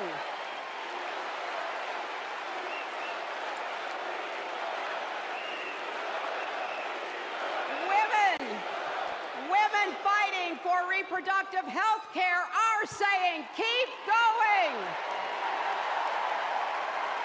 Families building better lives, parents stretching to afford child care, young people struggling to pay their rent. They're all asking us to keep going. So, with faith in each other and joy in our hearts, let's send Kamala Harris and Tim Walz to the White House. That's a good speech. Boom. Very good speech. You know, the story of my life and the history of our country is that progress is possible, but not guaranteed. We have to fight for it and never, ever give up. There is always a choice. Do we push forward or pull back? Come together as we the people, or split into us versus them? That's the choice we face in this election. Kamala has the character, experience, and vision to lead us forward.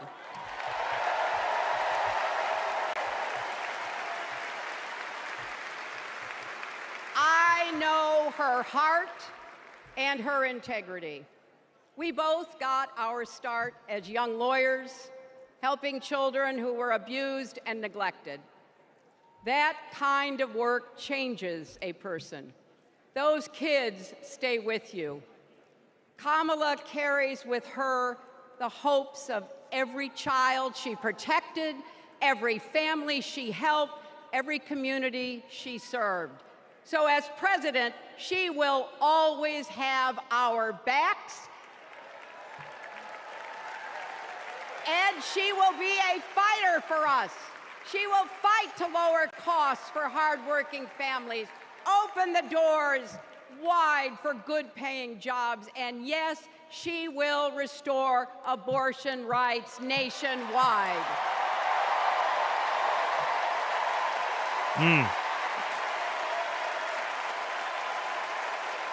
A moment every Republican realized. As a prosecutor, Kamala locked up murderers and drug traffickers. She will never rest in defense of our freedom and safety. Donald Trump fell asleep at his own trial, and when he woke up, he made his own kind of history. The first person to run for president with 34 felony convictions. Bro! The roasting begins! Get him! As vice president, you hear him? Lock him up! Kamala sat in Lock the situation him up. room. Lock him up. Hillary, say it, say it, Hillary, say it! Say it! She's going to. Come on. Say it! Say it! Oh, please do it, girl. Take this moment. Come on, do it! But oh, she's too good of a... We also know as Vice President, Kamala God damn it, Hillary. Sat in the Situation Room and stood for America's values.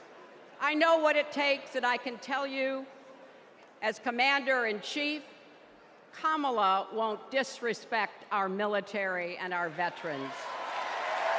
And she won't say that the Presidential Medal of Freedom is better than the Medal of Honor. She reveres our Medal of Honor recipients. She won't be sending love letters to dictators.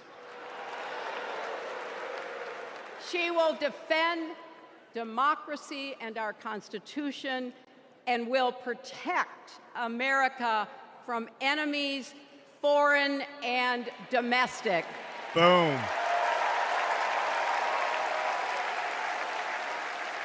Think about it. The Constitution says the president's job is to take care that the laws be faithfully executed. Those are the words of our founders. Take care. Just look at the candidates.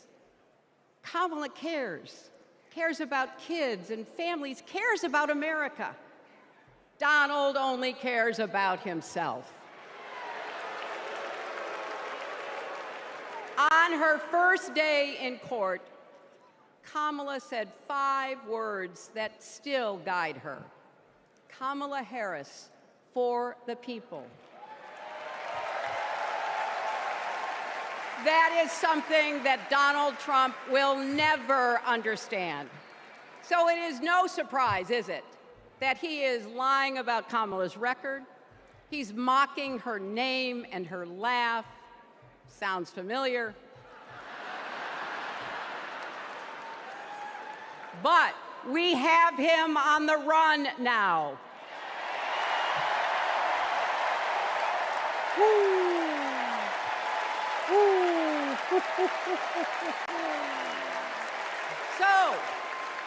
So, no matter what the polls say, we can't let up. We can't get driven down crazy conspiracy rabbit holes. We have to fight for the truth. We have to fight for Kamala as she will fight for us. Because you know what? It still takes a village to raise a family, heal a country, and win a campaign.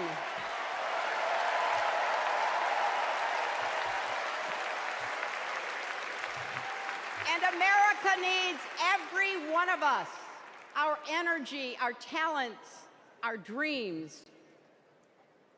We're not just electing a president, we're uplifting our nation. We're opening the promise of America wide enough for everyone. Together, we've put a lot of cracks in the highest, hardest glass ceiling. And tonight, so close to breaking through once and for all, I want to tell you what I see through all those cracks and why it matters for each and every one of us. What do I see? I see freedom. I see the freedom to make our own decisions about our health, our lives, our loves, our families.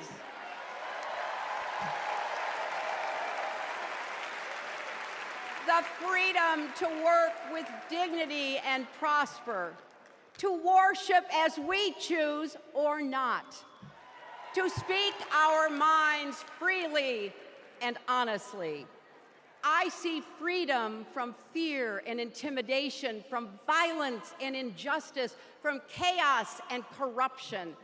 I see the freedom to look our children in the eye and say, in America, you can go as far as your hard work and talent will take you, and mean it.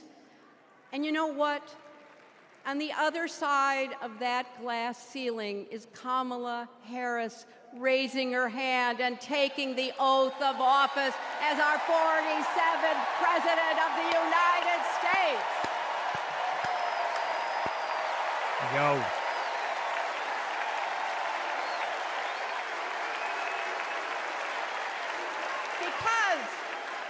My friends, when a barrier falls for one of us, it falls and clears the way for all of us. So for the next 78 days, we need to work harder than we ever have. We need to beat back the dangers that Trump and his allies pose to the rule of law and our way of life. Don't get distracted or complacent. Talk to your friends and neighbors. Volunteer. Be proud champions for the truth and for the country that we all love.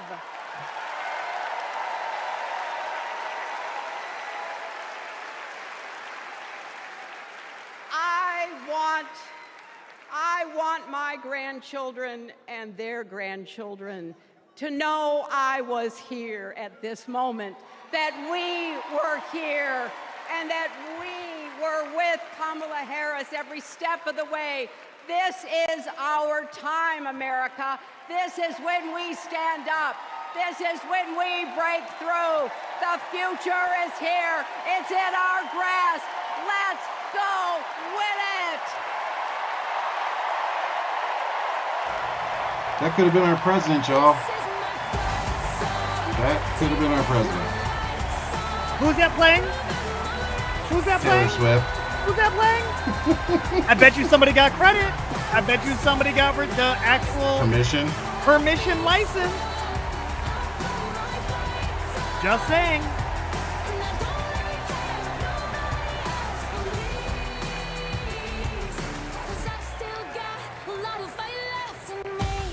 I think it's fair to say that we all stand on the shoulders of Hillary Clinton. Yeah. Yes, sir. Except for Bob's bitch ass in this chat. I'm just checking. Are you ready to join this fight yet? Okay. That's the answer I was looking for. So I want you to text my man over here looking for clean Yeah, college shit. 30330 and get involved. Now, what does fighting for the people exactly look like? Let's go back to 2011 when Kamala Harris was Attorney General of California.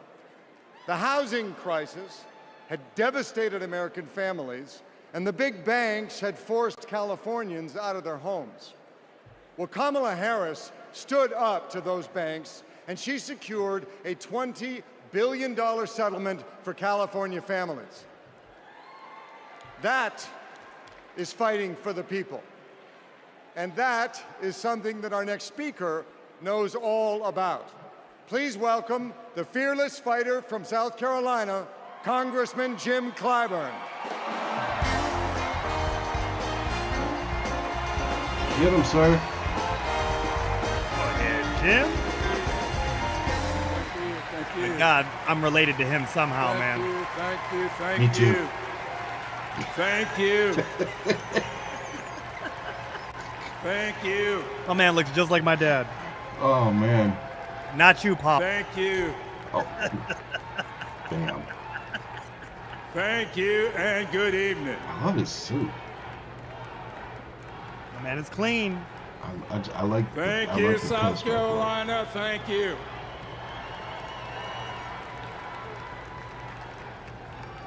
Four years ago, Americans were experiencing high anxieties and great uncertainties.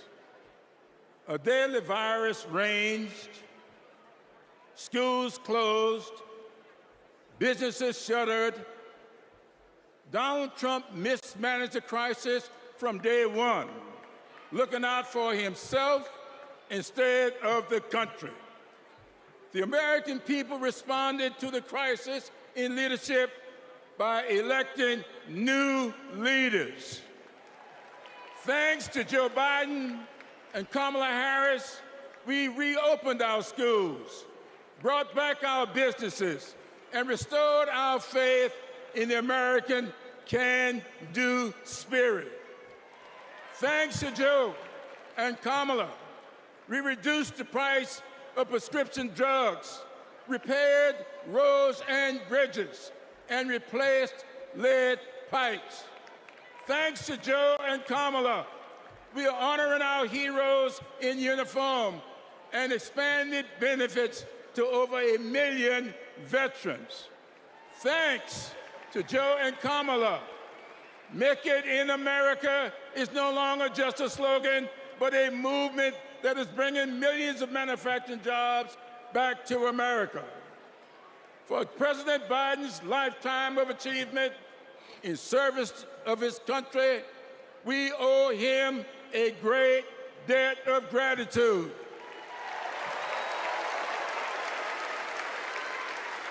And we're all grateful for one of the best decisions he made, selecting Kamala Harris as his vice president and endorsing her to succeed him. I know that's right.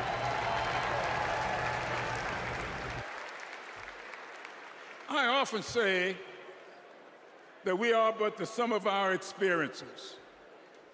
In the introduction to my memoir, I wrote, all my experiences have not been pleasant, but I consider all of them to be blessings. So has been the case with Kamala. Her experiences have prepared her for this moment. Kamala Harris is a true battle-tested leader, a district attorney, attorney general, senator, and vice president who gets things done. Did you all hear that resume? Yo. While Donald Trump has been bragging about how he overturned Roe, Kamala has been fiercely advocating for the respectation of reproductive freedoms. While Trump has been looking out for himself and his billionaire buddies, Kamala has been fighting to lower costs for all Americans. And while Trump falsely pleads ignorance of Project 2025, which in my opinion is Jim Crow 2.0. Call it. That's exactly what it is. Kamala has been offering the American people enlightened proposals and visionary leadership. Having grown up in a parsonage, I often look to the good book for understanding and guidance. As 2 Corinthians informs, we are troubled on every side, yet not distressed. We are perplexed, but not in despair. Persecuted, but not forsaken. Cast down, but not destroyed. Our great democracy has been tested, and so has the basic goodness of the American people. But our resolve to remain a great country with freedom and justice for all will not falter. We will continue our march toward a more perfect union, united in our common purpose and emboldened by our resolve to elect Kamala Harris and Tim Walz as the next president and vice president of these United States of America. Thank you and Godspeed.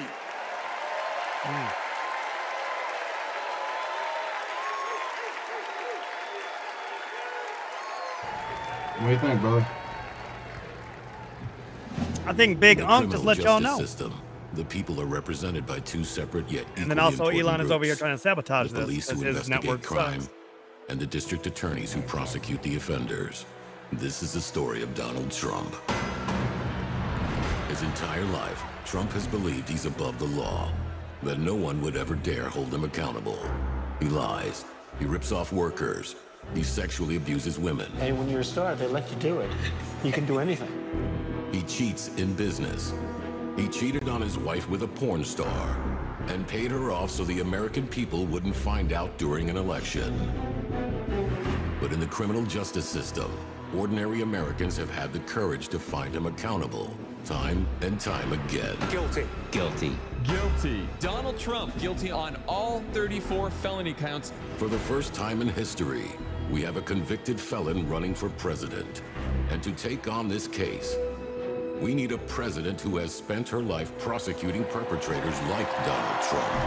He tried overturning Georgia's free and fair election. I just want to find 11,780 votes. He's tried to escape any responsibility for instigating the January 6th attack on our Capitol. We're going to walk down to the Capitol, and I'll be there with you. And if elected, Trump has promised to overturn laws that would keep him accountable and exact retribution on anyone he considers an enemy, even warning of a bloodbath if he doesn't get his way. So we, the people, have a chance to render our own verdict on Donald Trump. We are the jury he most fears. When we vote this November, we vote for justice, accountability, and the rule of law that keeps America free.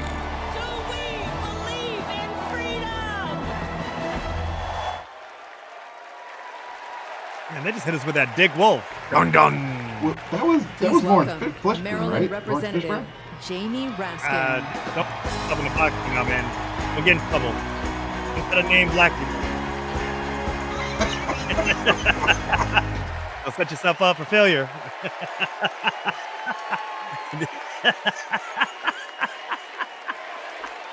Sound like Samuel L. Jackson. Was that Samuel L. Jackson? Calm down. Take a seat, Ryan. Take a seat. I hate you sometimes.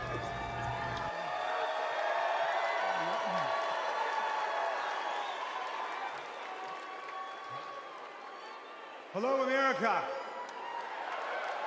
And welcome to the Democracy Convention. Welcome to the Freedom Convention. And thank you for the beautiful weather, Chicago.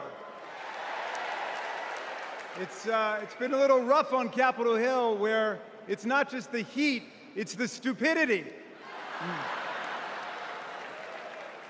Now, we meet in this great city tonight where Abraham Lincoln was nominated in 1860 to save the Union from fanatical insurrectionists, and where Franklin D. Roosevelt was renominated by Democrats in 1940 to defeat fascist dictators.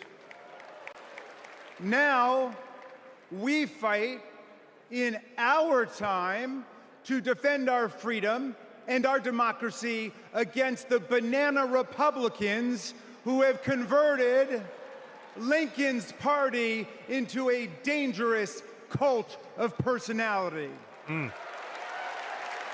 Call it.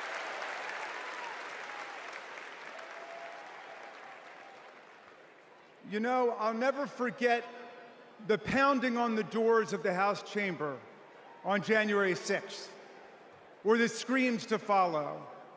Hundreds of our police officers taunted and attacked, 140 of them wounded by extremists wielding baseball bats, steel pipes, even American flags.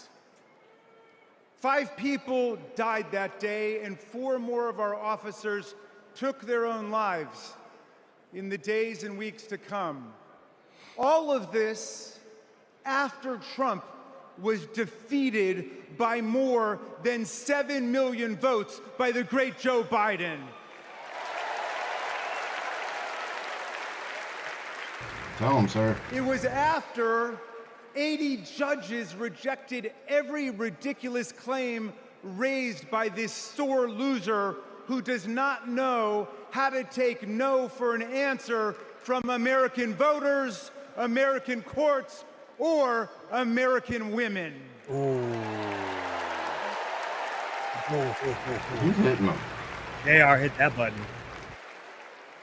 Remember what the mob chanted as they stormed the Capitol and injured our officers?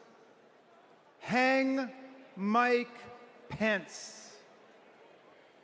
Someone should have told Donald Trump that the president's job under Article 2 of the Constitution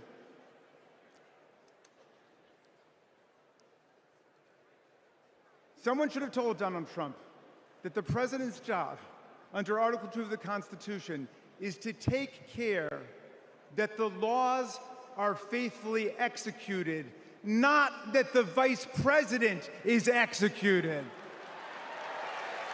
I knew something was coming because of that grin. Pence has now joined more than 24 officials from Donald Trump's own administration in denouncing him, an historical record. And Pence is the first vice president in more than 2 centuries not to support the president he served with in a general election. That's 200 years for anybody that doesn't know what centuries And by are. the way, J.D. Vance, do you understand why there was a sudden job opening for running mate on the GOP ticket? They tried to kill your predecessor. They tried to kill him because he would not follow Trump's plan to destroy and nullify the votes of millions of Americans. Your votes, Pennsylvania. Your votes, Michigan. Your votes, better in the Georgia, prime time, isn't it? Nevada, Arizona. Are we going to go back to the days of election suppression and violent insurrection? Hell no.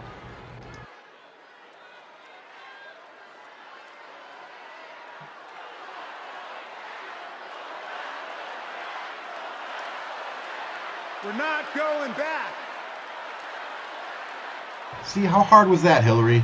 You couldn't just... Well, look. Moments passed, brother. Gotta let it go. Gotta let it go. It was a high road. The Republicans, 10 Republicans, joined all of the Democrats to impeach Trump for the worst high crime and misdemeanor ever committed by a president, inciting insurrection against our own Constitution.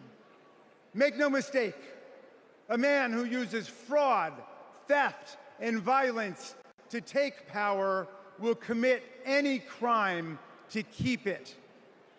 And now Trump's promising to pardon hundreds of his fellow criminal convicts and insurrectionists.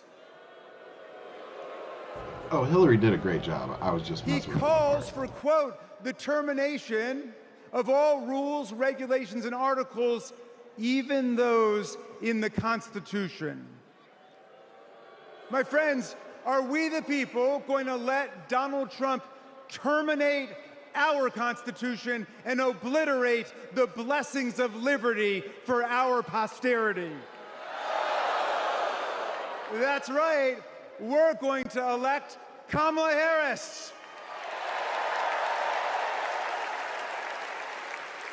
We're going to elect the career prosecutor and inspiring public servant and Coach Walls. And we're going to defeat Donald Trump, the career criminal and incorrigible recidivist con man, and his pet chameleon, J.D. Vance.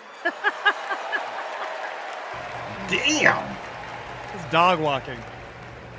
And America, let's big make dog, it a too. landslide so big that Donald Trump and his kangaroo court Supreme Court justices cannot even try to steal it. That's what I'm talking about. Oh, he's going for the big dogs now. Okay. Let's make every vote count. Let's make sure every vote is counted. Let's let freedom ring, and let's let democracy work in America. Hey, JR. Yep, well done, sir. That was good.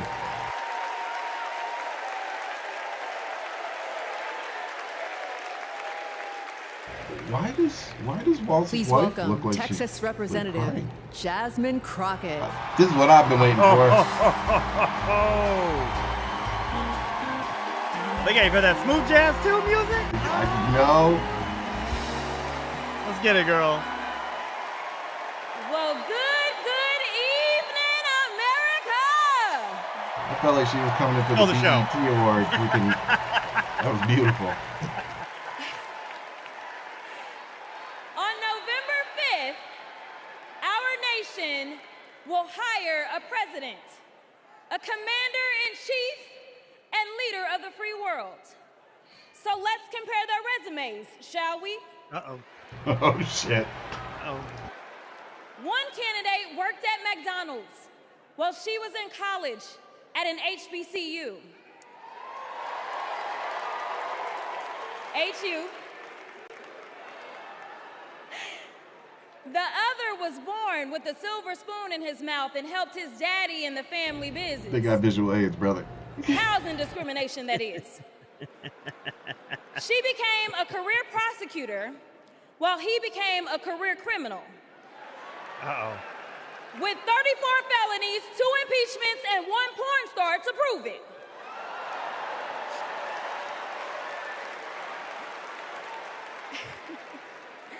Her entire career as an elected district attorney, attorney general, and senator, she's always worked for one client, the people. Meanwhile, he's a 78-year-old, lifelong predator, fraudster, and cheat, known for inciting violent mobs. Tell us how you really feel. Listen, y'all. He's about to eat his lunch. He's only looked out for one person. And dinner. Himself. As women are dying, he is bragging about overturning Roe. And y'all know I come from Texas. And right now in Texas, come on, Texas. But right now in Texas, they want to institute the death penalty. That is a problem. While Kamala Harris is fighting for our reproductive rights to be restored. She is also the leader we need on the global stage. She helped secure the release of Americans wrongfully detained in Russia. At the same time, he cozies up to his role model, Vladimir Putin, and MAGA holds legislation hostage here at home, critical resources to secure the border, military aid to Ukraine, and even the Farm Bill. She's lived the American dream while he's been America's nightmare.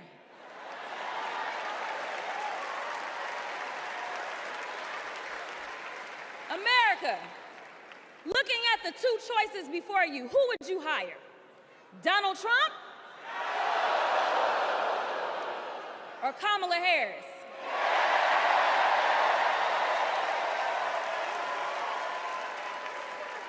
Kamala Harris has a resume. Donald Trump has a rap sheet.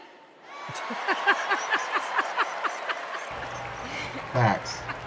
Facts. She presides over the Senate while he keeps our national secrets next to his thinking chair. Oh, shit. Oh. Y'all know what I said that other time. In Mar-a-Lago. Well, Donald Trump wants to put our 1787 Constitution through his Project 2025 paper shredder and make every day January 6th, Kamala Harris is fighting to fulfill the promise of America. In the real world, this wouldn't even be close. But this election is. Don't make a mistake. We are the underdogs in this fight, even though there is only one person qualified, only one person who's done the work, and who has delivered the results. And she needs you. She needs your one vote this November. Can we count on you? Hell yeah, you can.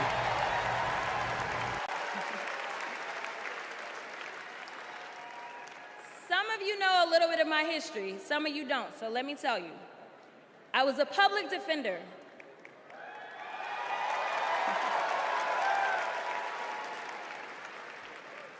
I did criminal defense as well as practiced civil rights law for almost 2 decades. I know a good prosecutor when I see one. Kamala Harris is the kind of prosecutor we long for in the cases like those of Breonna Taylor. Yeah.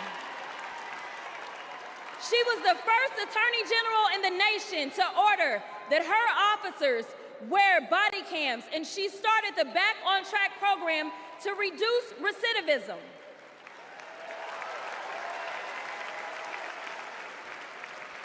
Listen, y'all, she did all these things because she genuinely cares about people. She sees each person as just that, a person, not a statistic.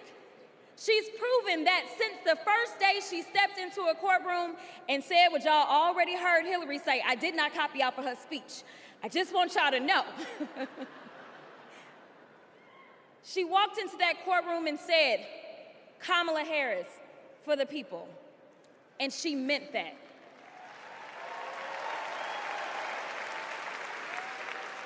Many of you know her credentials, but what I love about Kamala Harris goes beyond her resume, is that she sees the humanity in everyone. She's the only candidate in this race who is capable of empathy. When I first got to Congress, I wasn't sure I made the right decision. The Chaos Caucus couldn't elect a speaker, and the Oversight Committee was unhinged. I was going through all of this when I visited the Vice President's residence for the first time. As I approached Vice President Harris for our official photo, she turned to me and asked, "What's wrong?" Mind you, we'd never met, but she saw right through me. She saw the distress. I immediately began crying.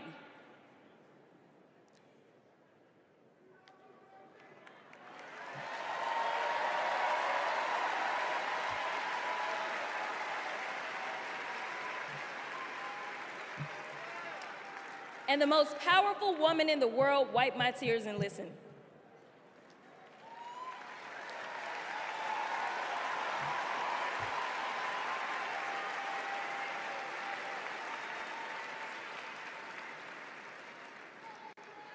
It's so hard for me to tell this story. She then said, among other things, "You are exactly where God wants you. Your district chose you because they believe in you, and so do I."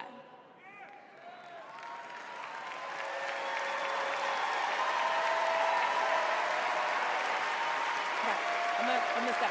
Okay. The next month, I went viral for the first of many times to come for hitting Republicans with a dose of their own medicine. That brief but impactful interaction gave me my legislative legs, and I've been running ever since.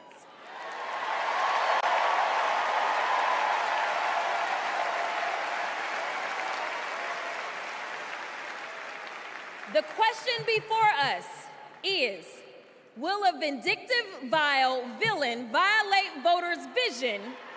Ooh.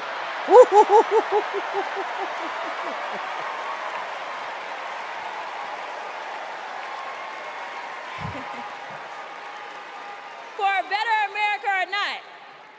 I hear alliterations are back in style. We deserve better. We deserve a president who can be a bright light in a sea of darkness. One who will pull us forward, because we won't go back.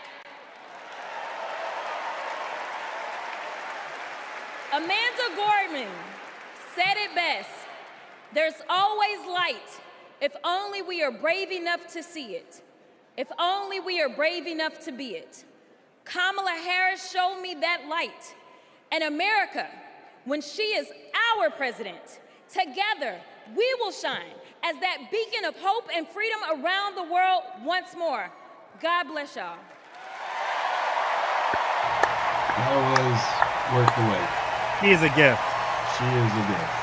And those were real tears.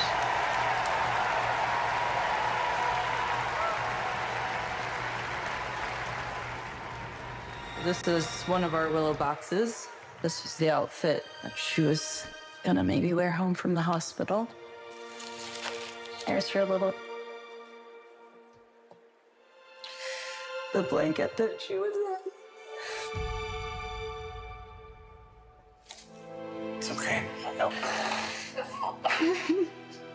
For 54 years, they were trying to get Roe v. Wade terminated, and I did it, and I'm proud to have done it.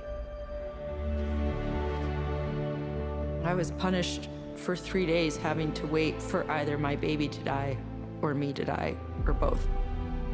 I was stuck in this horrific hell of both wanting to hear her heartbeat and also hoping I wouldn't.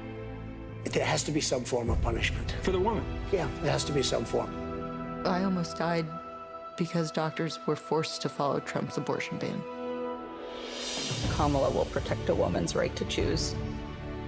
We trust women to make decisions about their own body and not have their government tell them what to do. I have so much faith in her. And when Congress passes a law to restore reproductive freedoms as President of the United States, I will sign it into law. We have to fight for Kamala Harris, our rights, our freedoms, and frankly, our lives. Everything is on the line.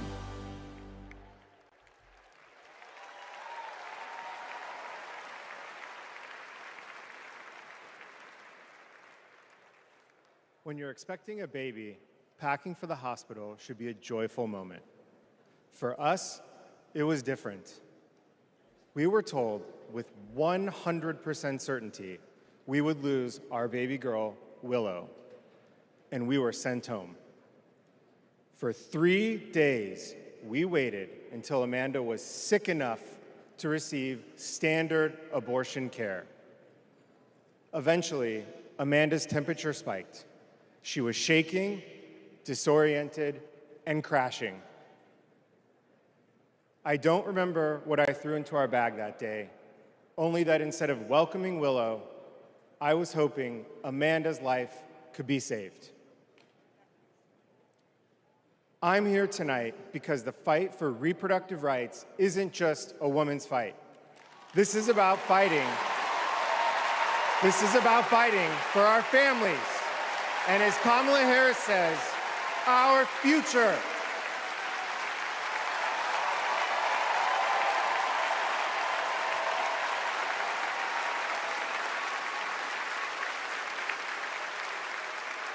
Every time I share our story, my heart breaks. For the baby girl we wanted desperately, for the doctors and nurses who couldn't help me deliver her safely, for Josh, who feared he would lose me too. But I was lucky. I lived. So I'll continue sharing our story, standing with women and families across the country. Today, because of Donald Trump, more than 1 in 3 women of reproductive age in America lives under an abortion ban.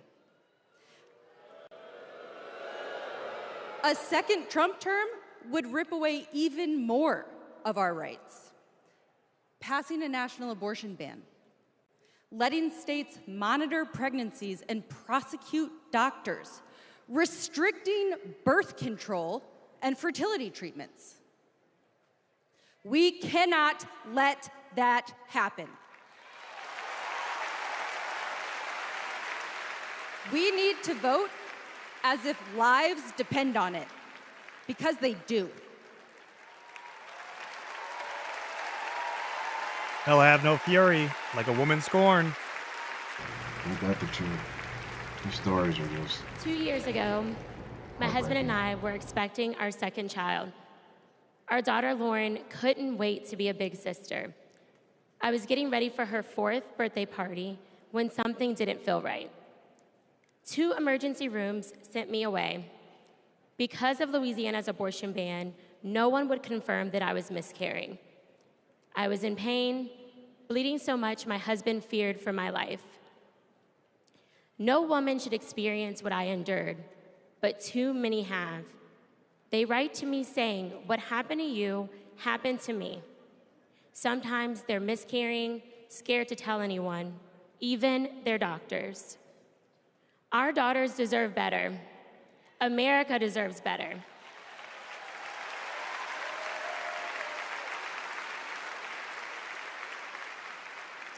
Kamala Harris and Tim Walz will fight for reproductive rights and our freedom and our shared future.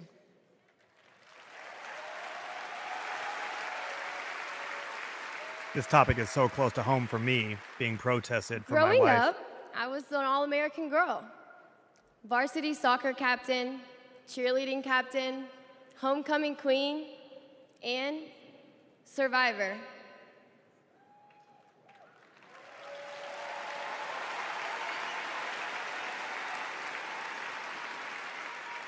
I was raped by my stepfather after years of sexual abuse. Jesus Christ.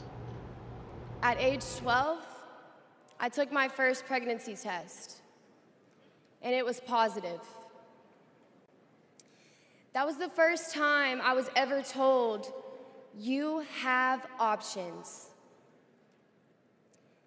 I can't imagine not having a choice.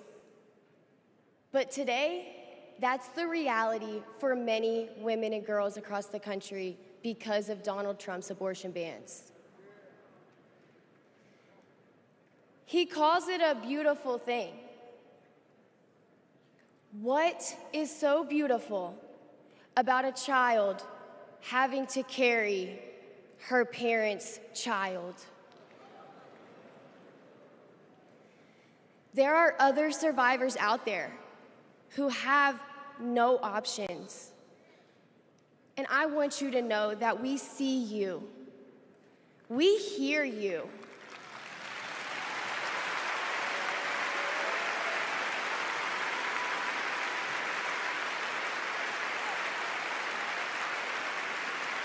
Kamala Harris will sign a national law to restore the right to an abortion.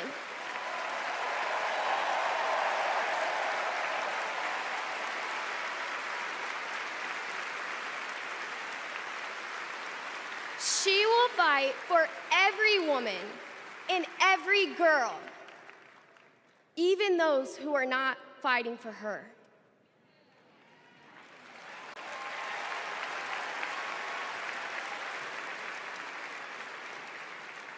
And now, I am honored to introduce another champion for women, a leader who's fought for me and for so many others, Governor Andy Beshear.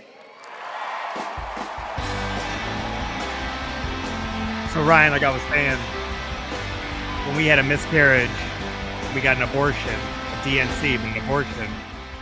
It's what led to me being protested. That made us very close to home. For someone to have such a dark reaction to us getting medical help. Yeah, it has nothing to do with them.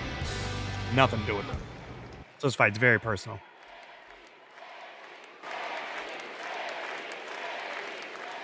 Hadley Duvall is one of the bravest people I've ever met.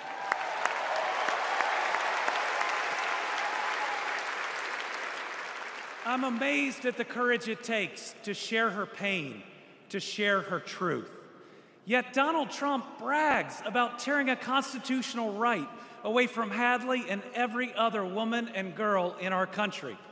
That's why we must tear away any chance he can ever be president ever again. No, that's right. In 21 states, Trump's actions have resulted in extreme bans on abortion in my state, even in cases of rape, incest, and non-viable pregnancies. That leaves 12-year-old girls like Hadley with no options. That fails any test of humanity, any test of basic decency, any test of whether you have any underlying empathy. Thankfully, this extremism is being soundly rejected all over our country.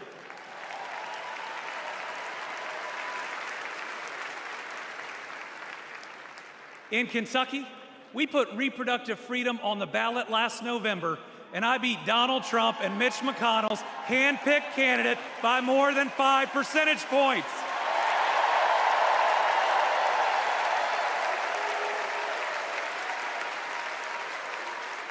This November, we're going to beat them again. elect Kamala Harris and Tim Walz, and protect reproductive freedom. Folks, Donald Trump appointed the Supreme Court justices who got us into this mess. His Project 2025 goes even further. Here's the thing. Trump and Vance simply don't believe in your freedom. Trump says people are absolutely thrilled that women have their basic rights eliminated.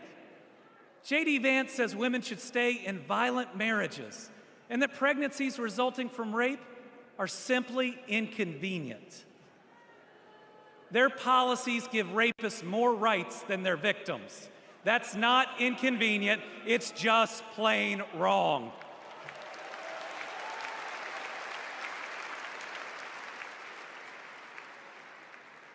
And a woman grieving a non-viable pregnancy shouldn't be required to carry it to term just to listen to her child die or to hear no sound at all. All women should have the freedom to make their own decisions. Freedom over their own bodies.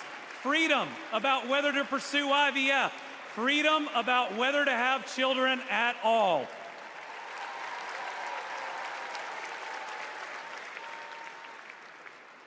How we treat people transcends party lines.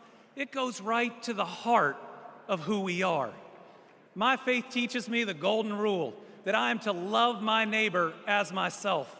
In the parable of the Good Samaritan says we are all each other's neighbors. So I want anyone watching tonight, Republican, Independent, Democrat, to know that you are welcome here.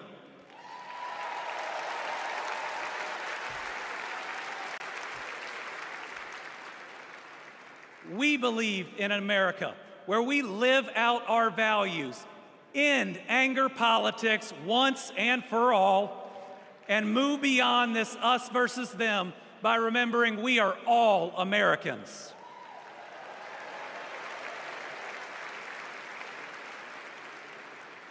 That's how Joe Biden and Kamala Harris lead. They both called to ask how they could help Kentucky in recovering from natural disasters. They helped us improve our roads, our bridges, and invested in our people. They didn't ask me who Kentuckians voted for. They asked me what Kentuckians needed, and folks, they delivered.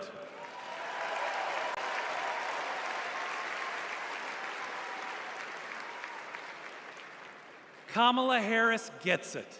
She knows we must move beyond anger, extremism, and division, that everyone has dignity and deserves respect. America, we're going to win.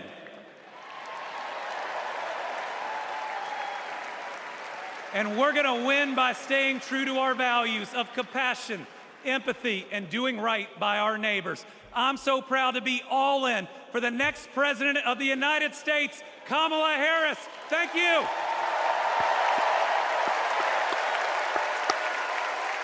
Kamala looks great. But yeah, she does, especially considering, you know, all joking aside, considering all the campaigning she's doing, traveling, you know, her voice still sounds strong. Please welcome Georgia Senator Raphael Warnock. Oh, shit. Oh, the Reverend's in the building, baby. By the way, whoever's producing this or whatever, they're doing a phenomenal job. This is good. Well, hello, America.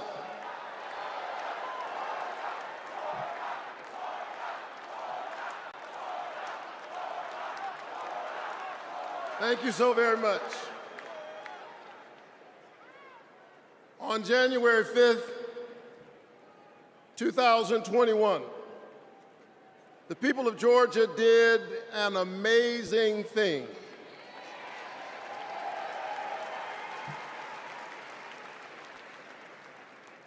They sent a black kid who grew up in public housing and the Jewish son of an immigrant to the United States Senate in one fell swoop.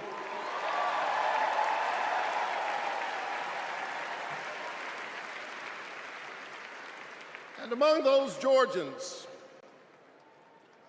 was my then 82-year-old mother. She grew up in Waycross, Georgia. Do you know where that is? It's way across Georgia. She grew up in Waycross, Georgia, where she picked other people's cotton and other people's tobacco. But because this is America, the 82-year-old hands that used to pick somebody else's cotton and somebody else's tobacco picked her youngest son to be a United States Senator.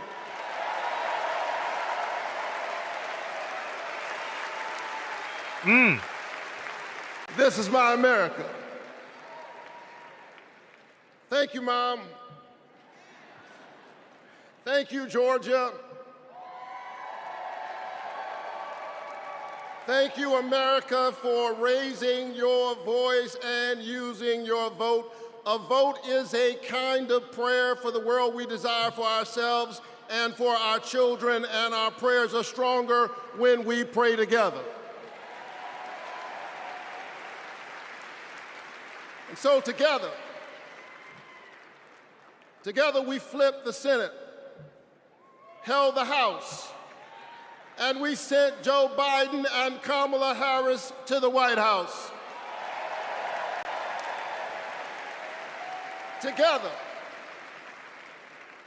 Together we vaccinated our citizens, we fortified our cities and our towns, and we stood by our small businesses. Together we set out to heal the land. A nation besieged by a deadly pandemic and beset by the awful and divisive rhetoric of a man too small for the office entrusted him or the task set before him.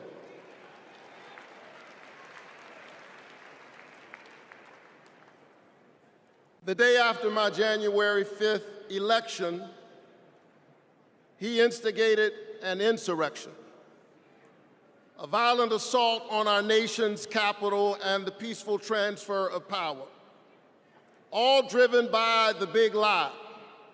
But behind the big lie was an even bigger lie. It is the lie that this increasingly diverse American electorate does not get to determine the future of the country. The lie and the logic of January 6th is a sickness. It is a kind of cancer that then metastasized into dozens of voter suppression laws all across our country. And we must be vigilant tonight because these anti-democratic forces are at work right now in Georgia and all across our country. And the question is, who will heal the land? And so here we are, America. Are you ready? Are you ready to stand up in this moral moment? Stand up for the best in the American covenant.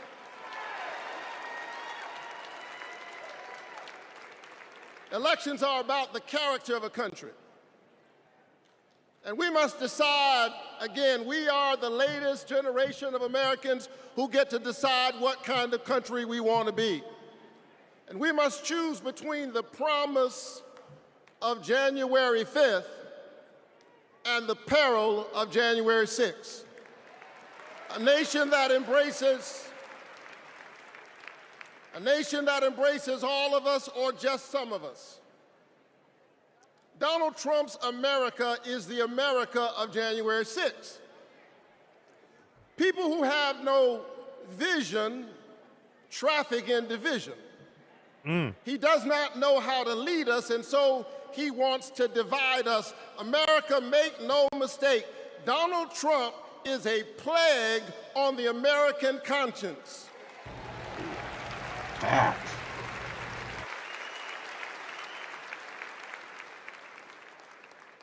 He is a clear and present threat to the precious covenant we share with one another.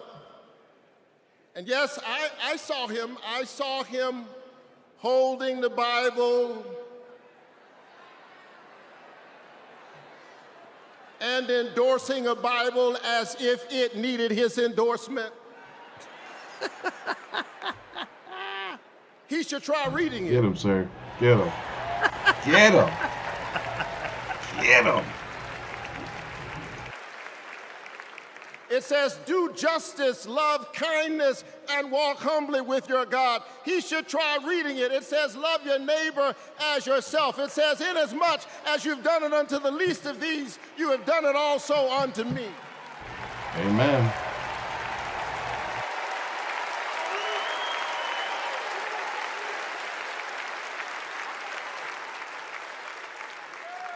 I choose the American covenant. E pluribus unum, out of many one. I choose January 5th. I choose a nation that provides a path for ordinary people and gives every child a chance.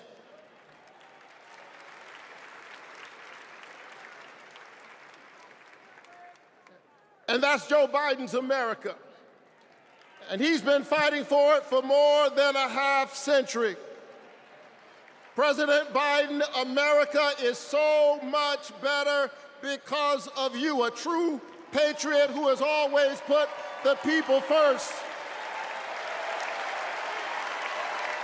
Thank you, Joe.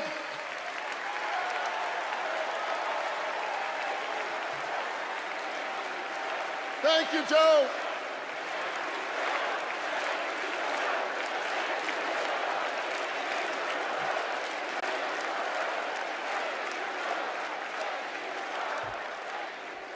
But I'll tell you something else. Not only is that Joe Biden's America, that's Kamala Harris's America.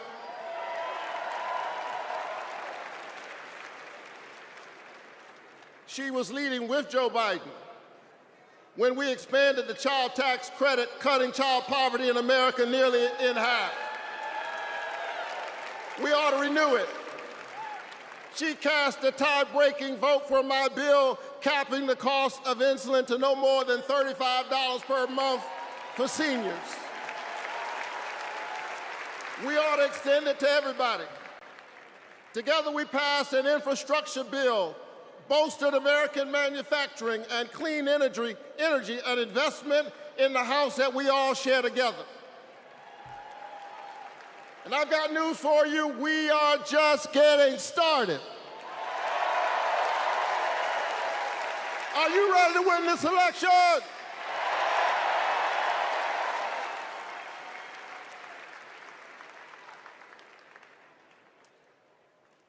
Kamala Harris and Tim Walz represent the new way forward. We're not going back. We're not going back because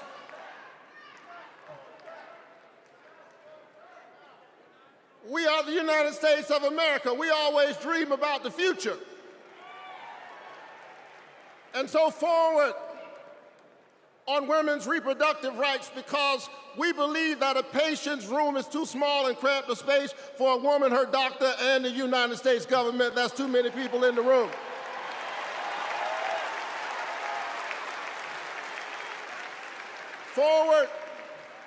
Forward on worker rights, because most people do not mind working. They just want to share in the prosperity that they are creating for others. Forward on voting rights, forward on affordable housing and access to health care.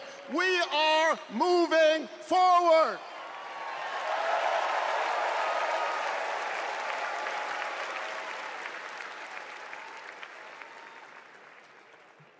And so I'm inspired tonight. I'm inspired by all of you. I'm inspired by the resilience of an American spirit that has rebounded from the pandemic and is holding at bay the forces that are trying to divide us. And I'm inspired tonight by the memory of my late father, a preacher, and a junk man. Monday through Friday, he lifted old broken cars and put them on the back of an old rig. But on Sunday morning, the man who lifted broken cars lifted broken people whom other people had discarded and told them that they were God's somebody.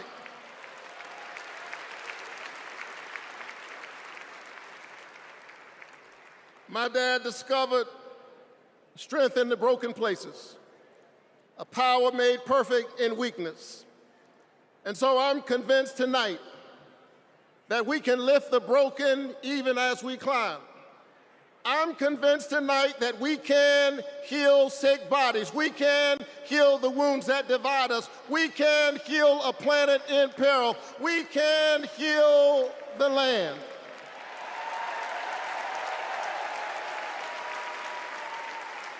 And in a strange way,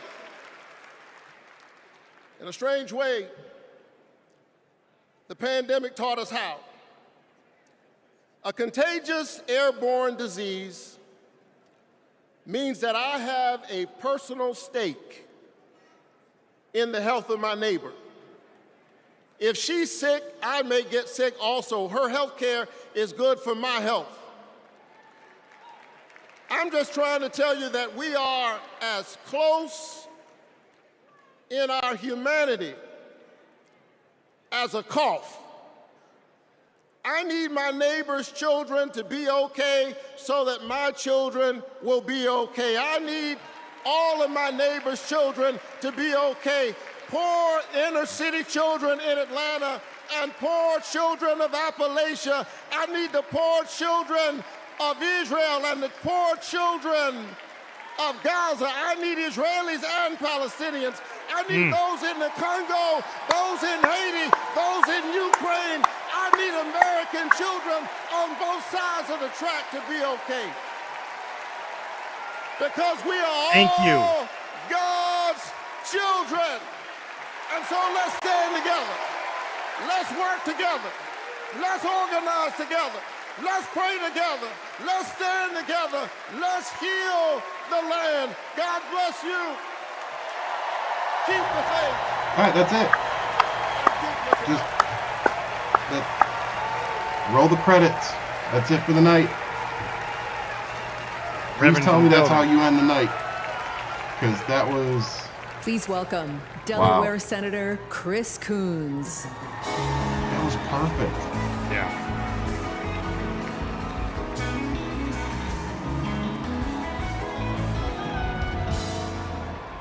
Good evening, folks. Good evening, music. America.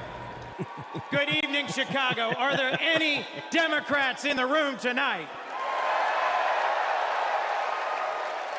Folks, we are on the verge of making history. We are on the verge of an historic election. And I want to talk with you for just a few minutes about my dear friend, our president, Joe Biden. Joe Biden's mom had a saying: "You are defined by your courage, and you are redeemed by your loyalty." 4 years ago, I had the honor of helping introduce Joe Biden to our national convention. I spoke about Joe's faith, his love of family, his determination to restore the soul of our nation. Back in 2020, America was nearly flat on our back from a deadly pandemic, an economic collapse, and then in January, an assault on our democracy. All of this, because the drama and chaos of our former president had knocked us down. But folks, Joe Biden's courage, Joe Biden's faith in us, Joe Biden's determination to heal the soul of our nation gave us hope and gave us confidence. Someone who has himself been knocked down by life time and again. Joe Biden knows the grit and determination of the American people. He believed in us, And Joe Biden helped us get back up again.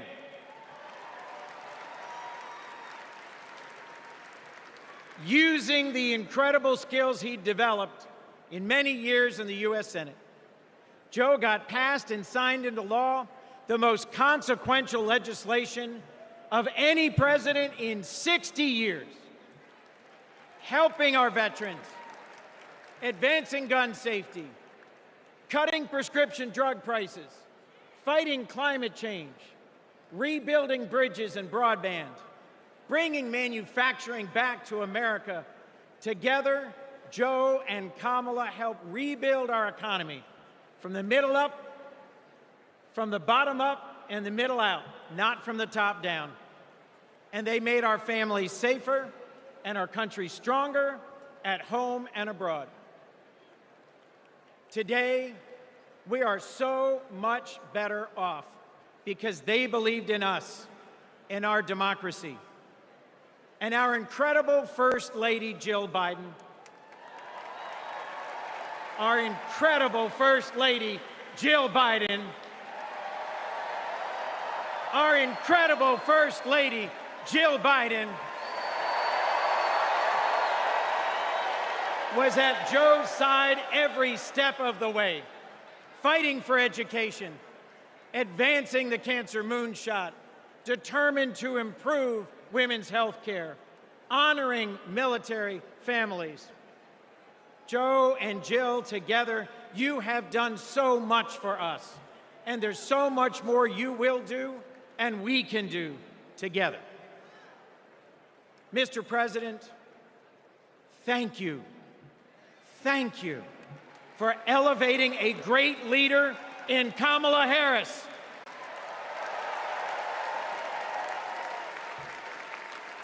Vice President Harris, thank you for choosing a great running mate with a heart for the middle class like yours in Sergeant, Congressman, Coach, Governor Tim Walz.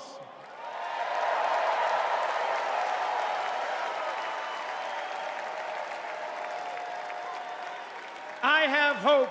Do you? I have hope. Do you? I have hope. Do you? And it is in no small part because of Joe Biden. I have never known a more compassionate man than Joe Biden. I have never known a man who has taken from his own loss and his own faith and delivered so much for the future of so many others. Mr. President, you were my senator as a Delawarean. You are my president as an American, and you will always be my friend. On behalf of our nation, Joe, for your courage in fighting for our democracy, we thank you.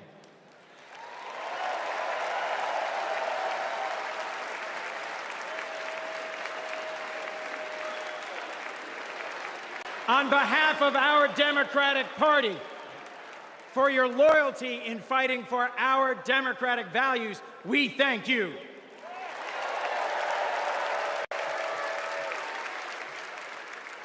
And on behalf of Delaware, thank you, Joe, and God bless you. We love you. We love Joe. We love Joe. We love Joe. Sleepy Joe's my guy. We love Joe.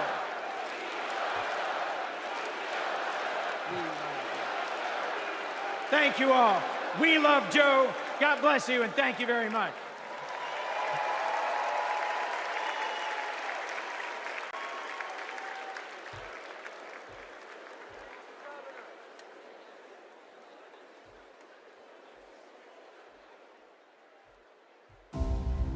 Hi, I'm Vivian Weirwell, and I'm a 4th grade student at Kristen McAuliffe. I've been bouncing around all week excited for this moment, and last night I could barely sleep.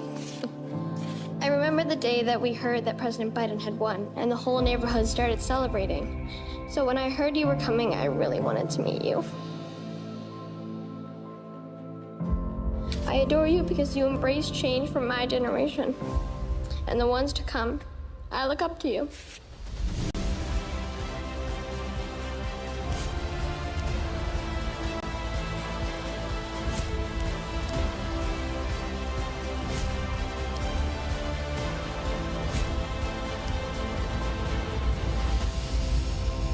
Now it is my honor to introduce our First Lady, Dr. Jill Biden.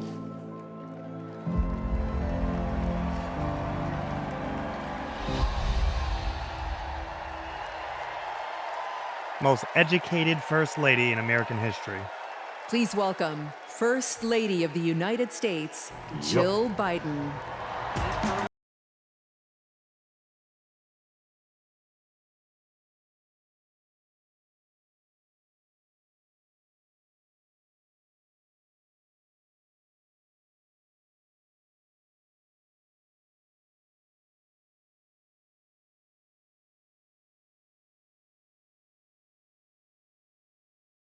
You know what I mean? Like, Thank you. it's still decent. Just saying. Thank you. Go ahead, Jill. I'm turning heads that hold the mic. Thank you. I love a woman with a Thank brain. you so What can I much. say? Love you too. Joe and I have been together for almost 50 years. And still, there are moments when I fall in love with him all over again. Like when I handed him our baby Ashley for the first time and saw the smile that lit up his face. Or on nights after an exhausting day working in the Senate, when he would read one more bedtime story just because the kids asked. When he stops on a rope line because he sees someone grieving who needs to know that everything is going to be all right one day. Or to encourage that child with a stutter to find the confidence she needs. Those moments when I'm reminded of all he's accomplished in the name of something bigger than himself. Receiving the Medal of Freedom with humility.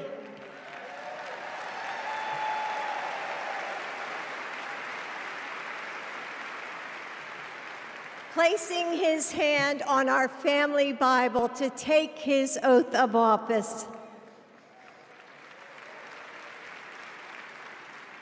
And weeks ago, when I saw him dig deep into his soul and decide to no longer seek re-election and endorse Kamala Harris.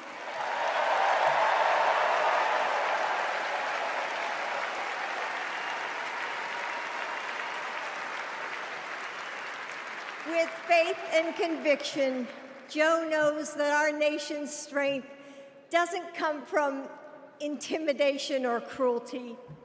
It comes from the small acts of kindness that heal deep wounds, from service to the communities that make us who we are, from love of a country that shines with promise and renewal.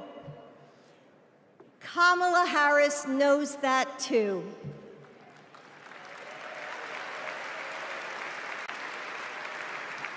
Our son, Beau, first worked with Kamala when he was Attorney General of Delaware. He told me at the dinner table one night, "Mom, she's special, someone to keep your eye on." And he was right. Joe and I know Kamala. We have seen her courage, her determination, and her leadership up close. Kamala and Tim, you will win.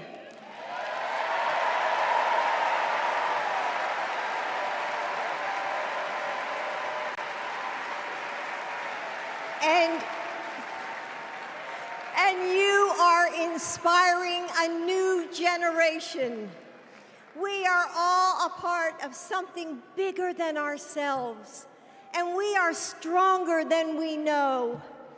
The future of our country is in the hands of those in this room and all of you watching at home.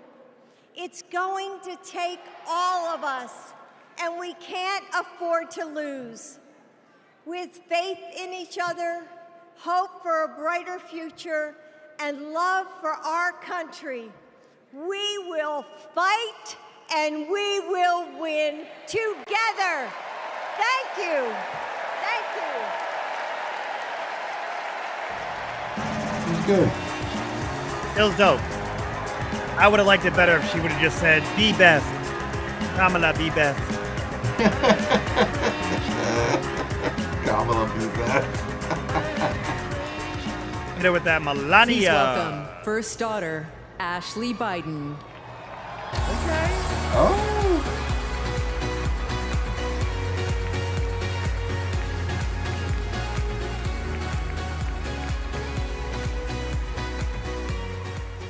Good evening. I have this memory.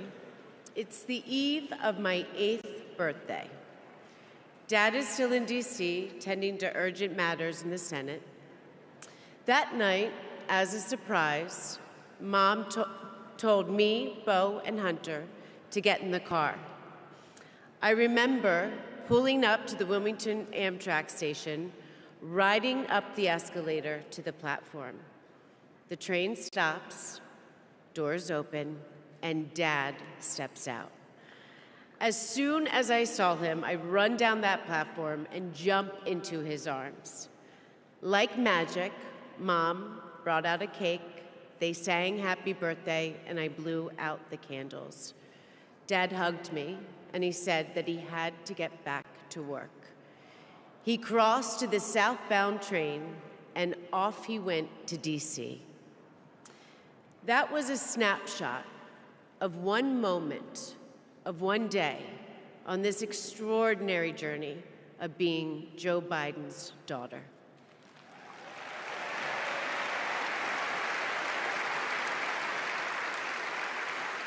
Joe Biden is the OG girl dad. He told me I could be anything and I could do anything. As a child, I would sit on the leather chair in his office doing my homework, and he would sit next to me doing his work, drafting the Violence Against Women Act.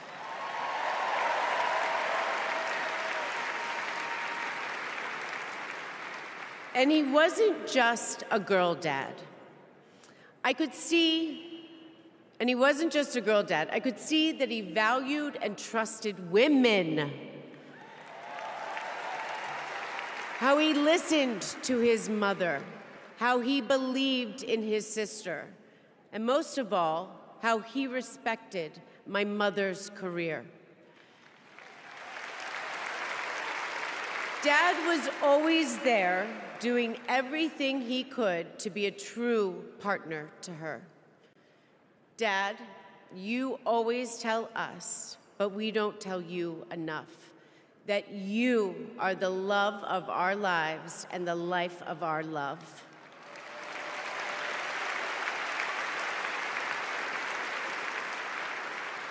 I had my wedding reception in my parents' backyard. At the time, my dad was vice president. But he was also that dad who literally set up the entire reception. He was riding around in his John Deere four-wheeler, fixing the place settings, arranging the plants, and by the way, he was very emotional. I thought that I would be a mess, but he was the one crying, and I was the one who had to comfort him. Before he walked me down the aisle, he turned to me and said that he would always be my best friend. All these years later, Dad, you are still my best friend. His example in service inspired my career. I'm a social worker in Philadelphia.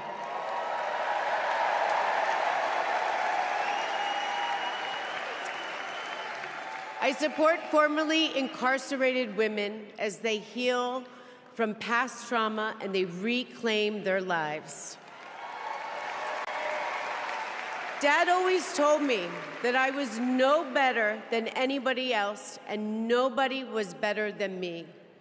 He taught me that everyone deserves a fair shot and that we shouldn't leave anyone behind.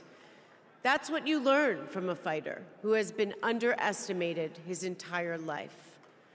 When I look at Dad, I see grace, strength, and humility.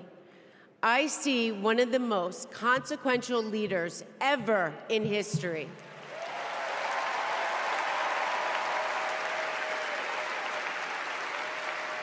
And I also know that he never stops thinking about you, about your dreams, about your dignity, about your opportunities, about your family.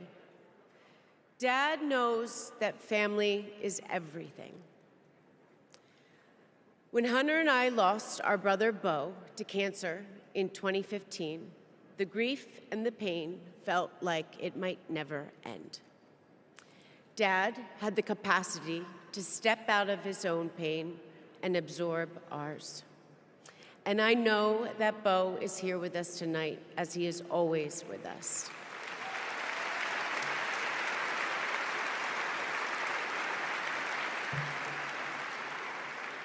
After Beau passed, I got this tattoo on my wrist. It says, "Courage, dear heart." A reminder to myself to keep going, to get back up, like my dad has always done. He has taught me that a courageous heart is a miraculous thing. A courageous heart can heal a family. A courageous heart can heal a nation, and maybe even the world. And now, this election requires the courageous hearts of all of us. In 2020, my dad selected Kamala Harris to beat Donald Trump. And he knows in 2024, she will beat Donald Trump again.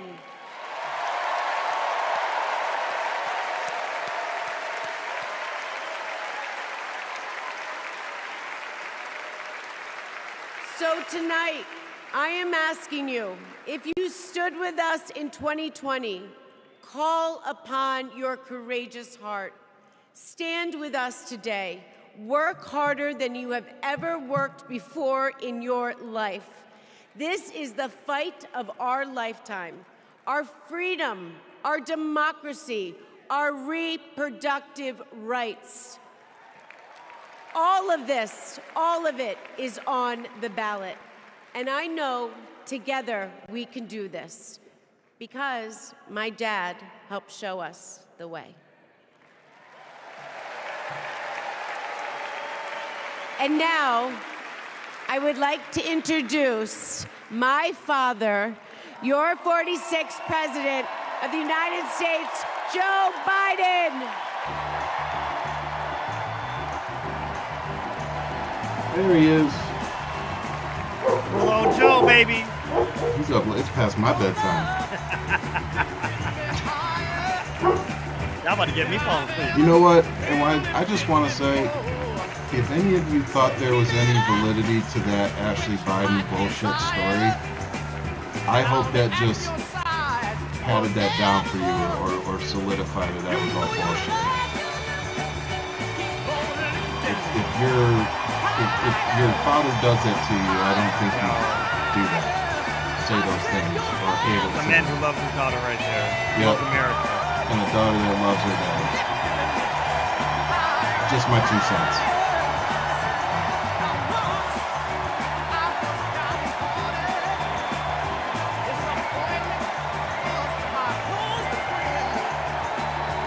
Love the music choice, by the way.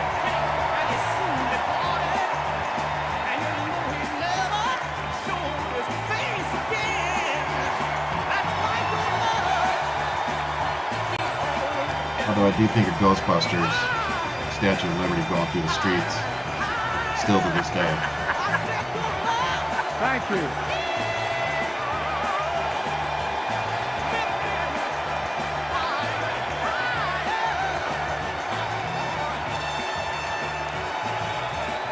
Thank God he did Isn't that what how he they did. beat the villains at the end of the movie? Yep. Thank Very God Joe fitting. did what he did. Very fitting. Killed him with love, man. Yep. This is the positivity we saw when Obama was running, and you can't beat this. You just can't beat this. Thank you. Can I drop one more F-bomb? Fuck Trump yeah. is fucked. He is fucked. This is love right here, man. This is America. This is the America I want to live in. This is America I want to live in. This is America I want my kids to live in. And this is what we voted for in 2020. Thank you. That he would pass the baton off to Kamala. Just like this. Whether Joe wanted it to go down this way, this is how it was supposed to go down. It's how it needed to go down. Thank you. And you know what, bro? I'm sure it's not easy stepping aside. That's giving up a lot of power. Thank you. You know? The speech isn't over yet. He might not. I love you, too. Oh, you thought I was leaving. I catch it. Thank you. I love you. Thank you. Like, F your couch. Thank you. I'm so glad to see him get his flowers, though, for real. 100%, bro. 100%. That was my daughter. And she did awesome. That was a good speech. Thank you.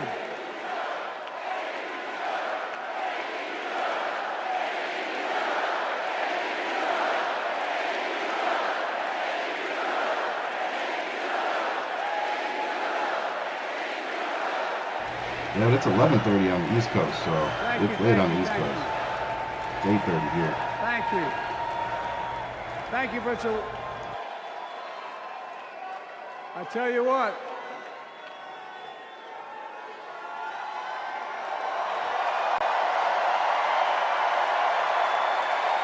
It's like, will you guys let me talk? I want to go to bed.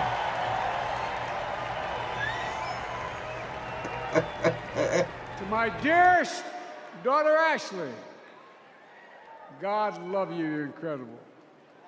Thank you for the introduction and for being my courageous heart, along with Hunter and our entire family, and especially our rock, Jill.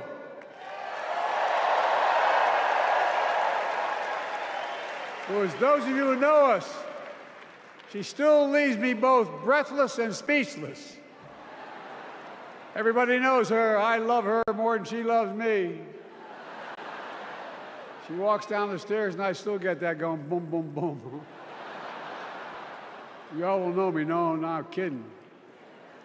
Let's give a special round of applause to our First Lady, Jill Biden.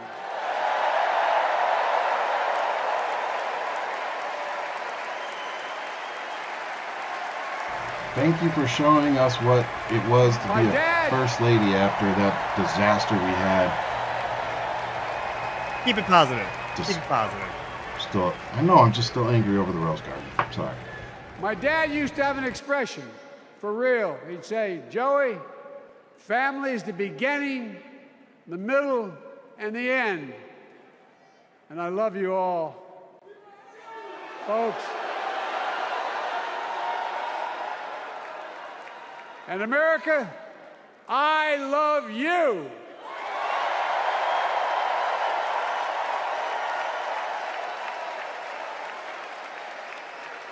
Folks, let me ask you.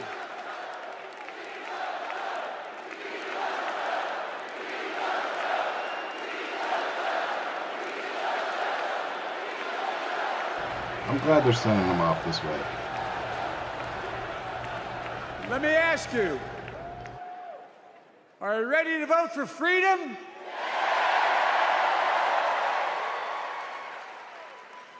Are you ready to vote for democracy and for America?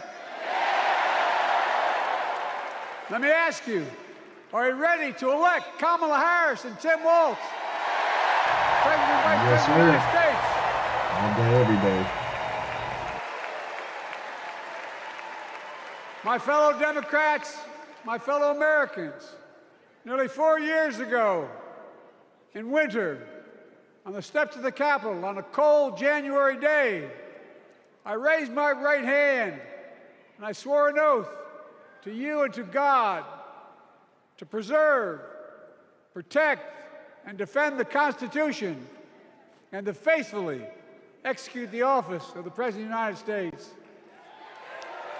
In front of me was the city surrounded by the National Guard. Behind me, a Capitol just 2 weeks before had been overrun by a violent mob. But I knew then, from the bottom of my heart, that I knew now, there is no place in America for political violence. None. You cannot say you love your country only when you win.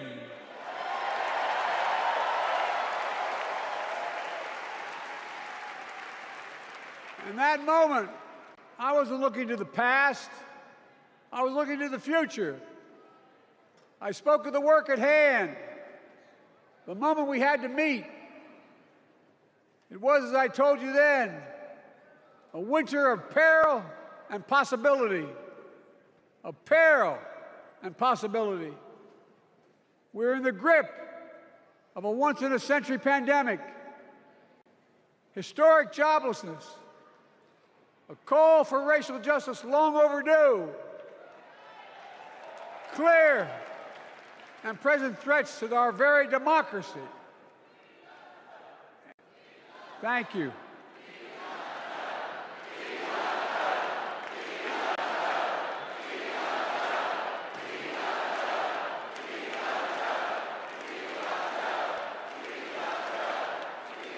And yet I believed then, and I believe now, that progress was and is possible. Justice is achievable. And our best days are not behind us, they're before us.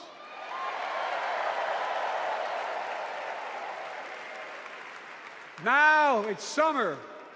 The winter is past. And with a grateful heart, I stand before you now on this August night to report that democracy has prevailed. Democracy has delivered. And now democracy must be preserved.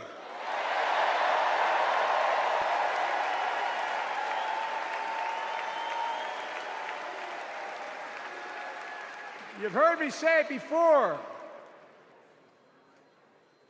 We're facing an inflection point. One of those rare moments in history when the decisions we make now will determine the fate of our nation and the world for decades to come. That's not hyperbole, I mean it literally. We're in a battle for the very soul of America. I ran for president in 2020 because of what I saw in Charlottesville in August of 2017. Extremists coming out of the woods, carrying torches, their veins bulging from their necks, carrying Nazi swastikas, and chanting the same exact anti-Semitic bile that was heard in Germany in the early 30s. Neo-Nazis, white supremacists, and the Ku Klux Klan, so emboldened by a president then in the White House that they saw as an ally. They didn't even bother to wear their hoods. Hate was on the march in America. Old ghosts and new garments, stirring up the oldest divisions. That's a good one. Stoking the oldest fears, giving oxygen to the oldest forces that they long sought to tear apart America. In the process, a young woman was killed. When I contacted her mother, I asked about what happened. She told me. When the president was asked what he thought had happened, Donald Trump said, and I quote, "There are very fine people on both sides. My God." That's what he said. That is what he said and what he meant. That's when I realized, had to listen to the admonition of my dead son, I could not stay in the sidelines. So I ran.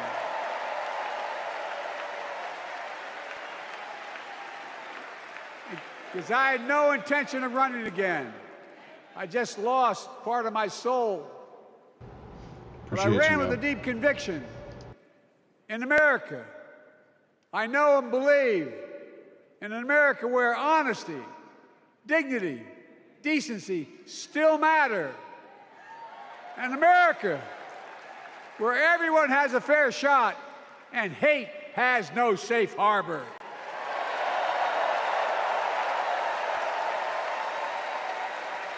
An America where the fundamental creed of this nation, that all of us are created equal, is still very much alive.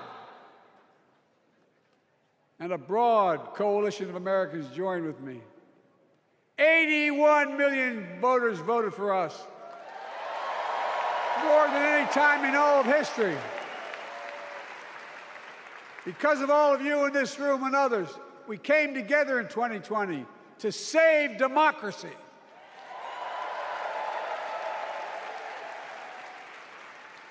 As your president, I've been determined to keep America moving forward, not going back, to stand against hate and violence in all its forms, to be a nation where we not only live with but thrive on diversity, demonizing no one, leaving no one behind, and becoming the nation that we profess to be. I also ran to rebuild the backbone of America, the middle class.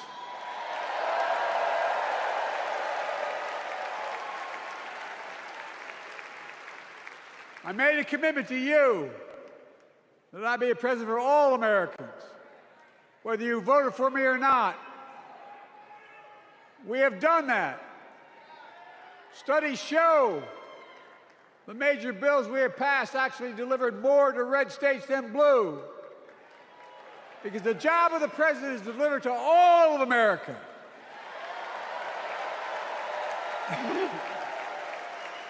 And because of you, and I'm not exaggerating, because of you, we've had one of the most extraordinary 4 years of progress ever, period.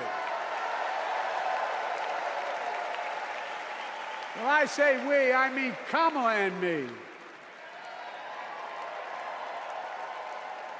Just think about it. COVID no longer controls our lives. We've gone from economic crisis to the strongest economy in the entire world. Record 16 million new jobs. Record small business growth. Record high stock market. Record high 401ks. Wages up, and inflation down, way down, and continuing to go down.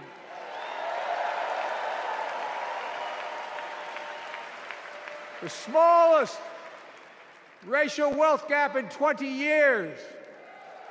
And yes, we both know we have more to do, but we're moving in the right direction.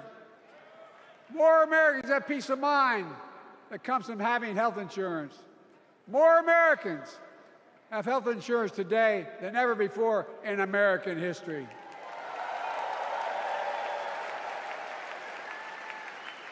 And after, as a young senator beginning to fight for 50 years to give Medicare the power to negotiate low prescription drug prices, we finally beat Big Pharma.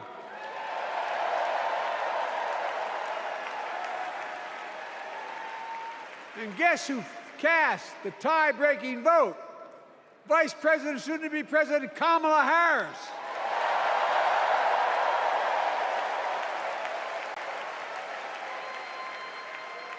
And now it's the law of the land. Instead of paying $400 a month for insulin, seniors with diabetes will pay $35 a month. The law we passed already includes, starting in January, every senior's total prescription cost can be capped at $2,000 no matter how expensive the drugs they have. And what we don't focus on, and our Republican friends don't seem to understand, our reforms don't just save seniors money, they save the American taxpayers money.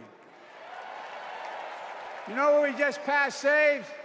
It saved $160 billion over the next decade. That's not hyperbole. It's because Medicare no longer has to pay those exorbitant prices to the big pharma. But look, well, thank you, Kamala, too.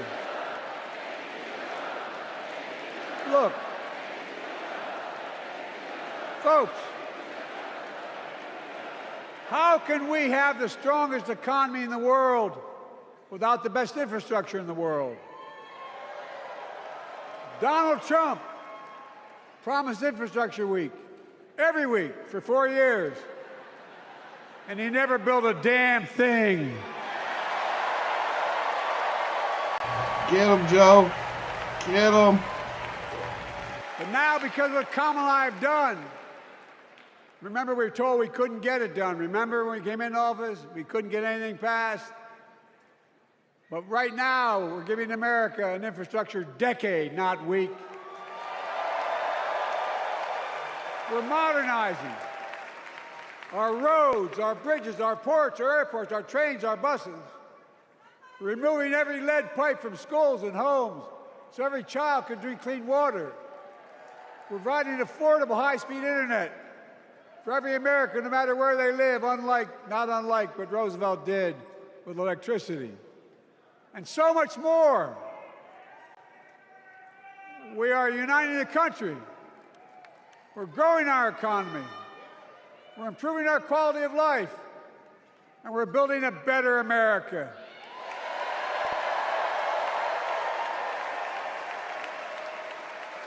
Because that's who we are. How can we be the strongest nation in the world without leading the world in science and technology? After years of importing 90% of our semiconductor chips from abroad, which America invented those chips, our Chips and Science Act meant that private companies from around the world are now investing literally tens of billions of dollars to build new chip factories right here in America.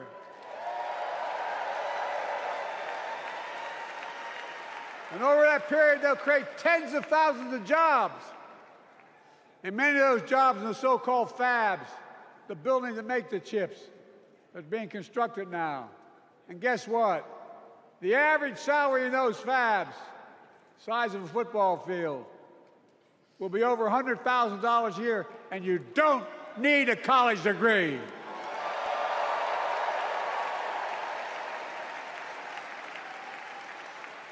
Because of you and so many electeds out there, American manufacturing is back. Where the hell to say we wouldn't lead the world in manufacturing? 800,000 new manufacturing jobs.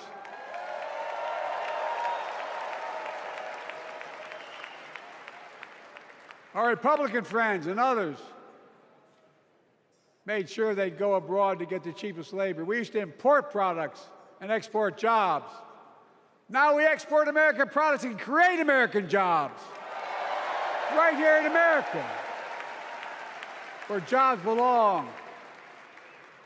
With every new job, with every new factory, pride and hope is being brought back to communities throughout the country that were left behind.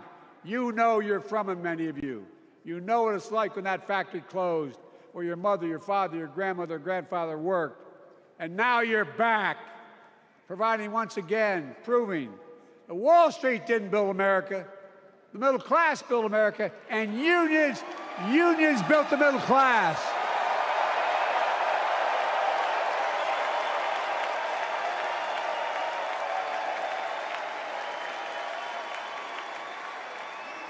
It's been my view since I came to the Senate. And that's why I'm proud to have been the first president to walk a picket line.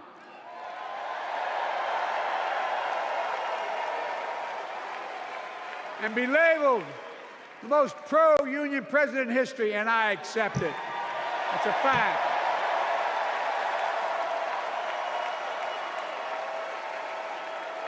Because when unions do well, we all do well.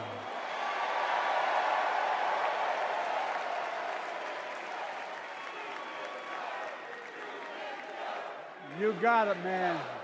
You got it.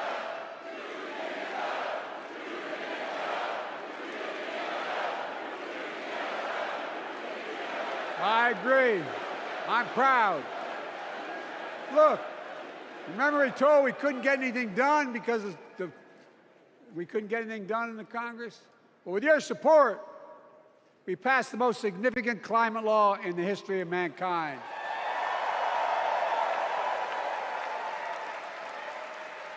Over $370 billion. Cutting carbon emissions in half by 2030. Launching a climate corps, similar to AmeriCorps and Peace Corps, creating tens of thousands of jobs for young people of the future who are going to make sure this continues. Creating hundreds of thousands of jobs in clean energy for American workers, including the IBEW installing 500,000 charging stations all across America. And in the process, reducing carbon emissions. And we're seeing it. We're seeing to it that the first beneficiaries of environmental initiatives are those fence-line communities that have been smothered by the legacy of pollution. Louisiana and Delaware, Route 9, all the factories, all those chemical factories are right next to the poorest neighborhoods. They're the ones we're going to bring back.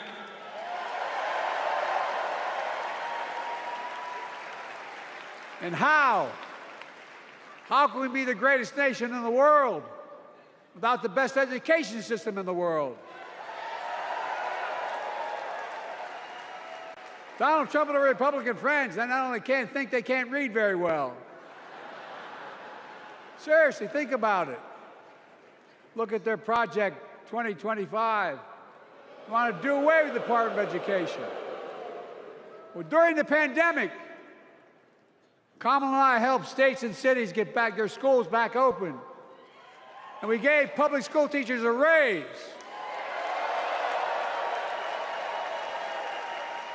We created apprenticeships with businesses and communities, putting students on a path to a good paying job, whether or not they go to college.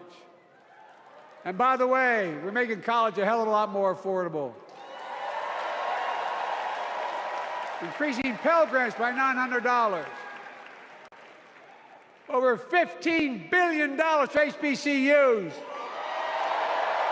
Minority service education, including Hispanic institutions and tribal colleges. We kept our commitment to provide more student relief than ever by lifting the burden of helping millions of families so they could get married, start a family, buy a home, and begin to build family wealth and contribute to the community and grow our economy. It's not costing us, it's creating more wealth. We fundamentally transformed how our economy grows, from the middle out and the bottom up, instead of the top down. You know, my dad used to say there wasn't a whole hell of a lot to drop down on my kitchen table at the end of the month. I come from a basic middle-class family. 3-bedroom house, 4 kids, a grandpop living with us, decent neighborhood, but never a penny to spare. And look, that top-down notion never worked. A lot of Democrats didn't think it thought it worked, but it doesn't. And when we did all that, what we've done, everybody can do well. Everybody.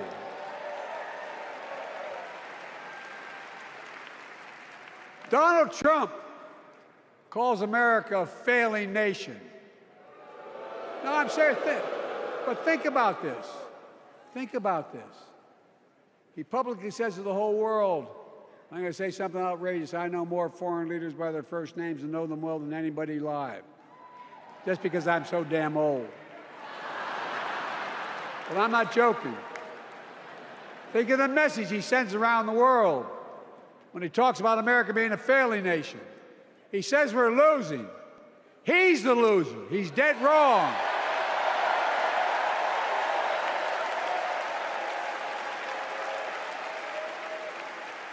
Many of you are very successful people who travel the world. Name me a country in the world that doesn't think we're the leading nation in the world. Without America, not a joke, think about it. I'm being literal. Who could lead the world other than the United States of America? Well, guess what? America's winning, and the world's better off for it. America's more prosperous, and Americans are safer today than under Donald Trump. Trump continues to lie about crime in America, like everything else. Guess what? On his watch, the murder rate went up 30%, the biggest increase in history. Meanwhile, we made the largest investment, Kamala and I, in public safety ever. Now, the murder rate is falling faster than any time in history. Violent crime has dropped to the lowest level in more than 50 years. And crime will keep coming down when we put a prosecutor in the Oval Office instead of a convicted felon.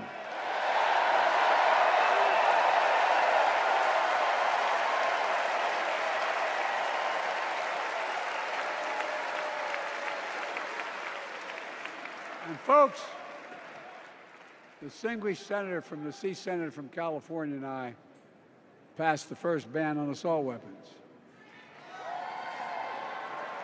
And guess what? It worked. If we care about public safety, we need to prevent gun violence. And what makes me ashamed when I travel the world, which I do, more children in America are killed by a gunshot than any other cause in the United States. More die from a bullet than cancer, accidents, or anything else in the United States of America. My God. That's why Kamala and I are proud. We beat the NRA when we passed the first major bipartisan gun safety law in 30 years.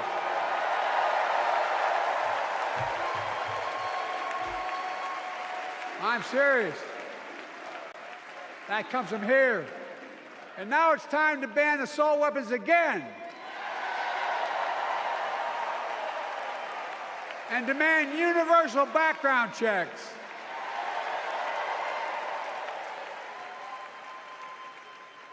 It's hard. I never thought I'd stand before a crowd of Democrats and refer to a president as a liar so many times. No, I'm not trying to be funny. It's sad. Trump continues to lie about the border. Here's what he won't tell you. Trump killed the strongest bipartisan border deal in the history of the United States. That we negotiated with the Senate Republicans. It took 4 weeks. Once it passed, and never acknowledged the most expansive border change in American history. He called senators to say, don't support the bipartisan bill, because he said it would help me politically and hurt him politically. My God. No, I'm serious. Think about it. Not a joke. Ask even the press who doesn't like me. They'll tell you that's true. Typically, Trump, once again, putting himself first and America last. Then I had to take executive action. The result of the executive action I took, border encounters have dropped over 50%. In fact, there are fewer border crossings today than when Donald Trump left office. And unlike Trump, we will not demonize immigrants, saying they're the poison of blood of America. Poison the blood of our country. Kamala and I are committed to strengthening legal immigration, including protecting dreamers and more.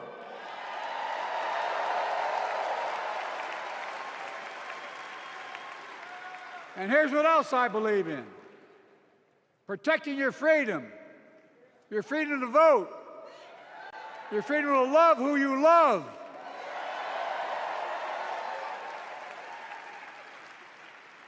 And your freedom to choose.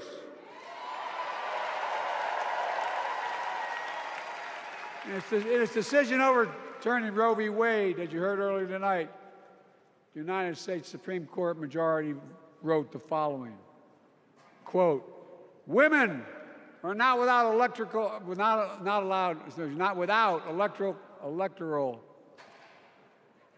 or political power." No kidding.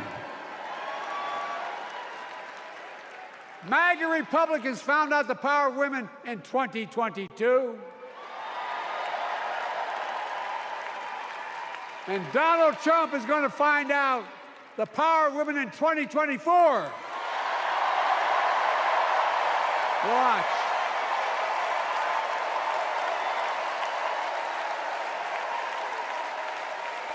I see some dark Brandon energy in the crowd. And as MAGA Republican right-wingers seek to erase history, we Democrats continue to write history and make more history. I'm proud to have kept my commitment to appoint the first black woman in the United States Supreme Court.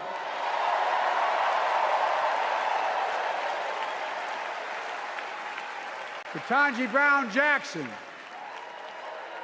a symbol for every young woman in America that you can do anything. I'm proud that I've kept my commitment to have an administration that looks like America and that taps in to the full talent of our nation. The most diverse cabinet in history, including the first black woman of South Asian descent to serve as vice president. And will soon serve as the 47th president of the United States.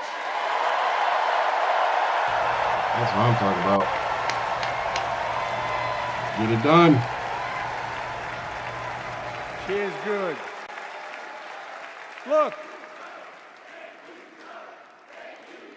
Thank you, Kamala.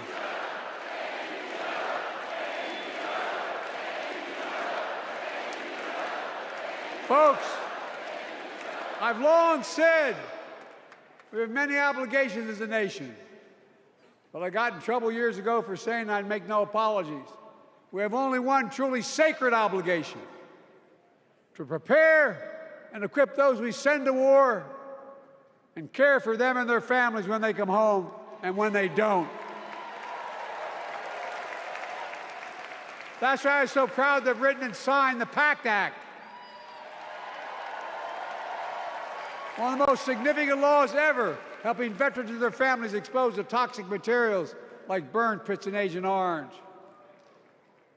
I was around during the Vietnam War. It's hard. Nobody was able to prove that there's illness was a consequence of Agent Orange. And no one was able to prove initially that because they lived in burn pits like my son lived next to in Iraq for a year, that is the cause of their illness. But because of the PACT Act, a surviving spouse with 2 children is now eligible for a stipend of about $3,000 a month. And those children who lost a parent are eligible for tuition benefits to go to college and to get job training.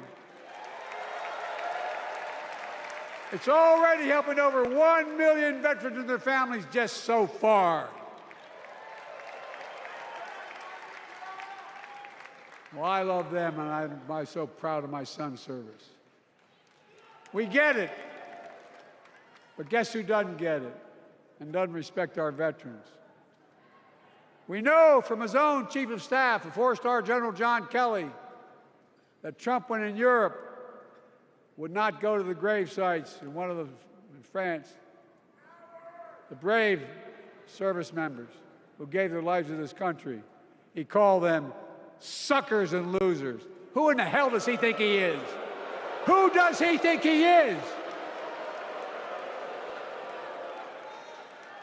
There's no words for a person. They are not the words of a person not worthy of being commander-in-chief. Period. Not then, not now, and not ever. I mean that. I mean that from the bottom of my heart.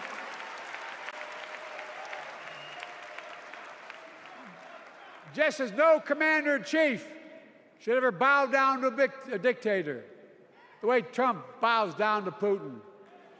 I never have, and I promise you, Kamala Harris will never do it. Will never bow down. When Trump left office, Europe and NATO was in tatters. Not a joke. America First doctrine changed our whole image in the world.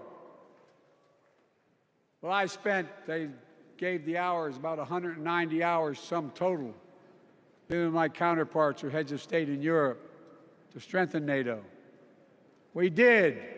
We united Europe like it hadn't been united for years, adding Finland and Sweden to NATO. 10 days before he died, Henry Kissinger called and said, not since Napoleon has Europe not looked over their shoulder at Russia with dread until now. Until now. Well, guess what? Putin thought he'd take Kyiv in 3 days. 3 years later, Ukraine is still free.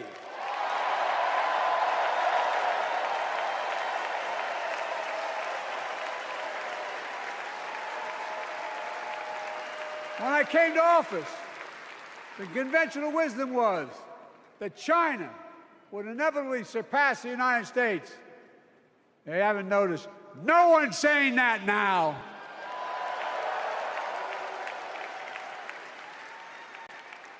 And we'll keep working to bring hostages home and end the war in Gaza and bring peace and security to the Middle East.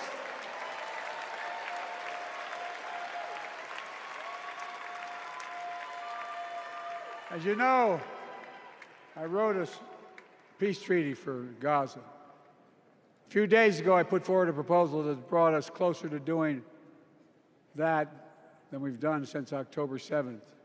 We're working around the clock, my Secretary of State, to prevent a wider war and reunite hostages with their families and surge humanitarian health and food assistance into Gaza now. To end the civilian suffering of the Palestinian people, and finally deliver a ceasefire and end this war.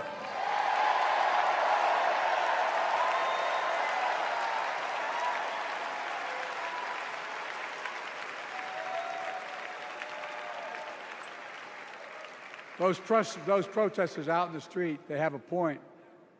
A lot of innocent people are being killed on both sides. Just as we worked around the clock to bring home wrongfully detained Americans and others from Russia in one of the most complicated swaps in history, but they're home. Kamala and I are going to keep working to bring all Americans wrongfully detained around the world home. I mean it. Folks, I've got 5 months left in my presidency. I've got a lot to do. I intend to get it done.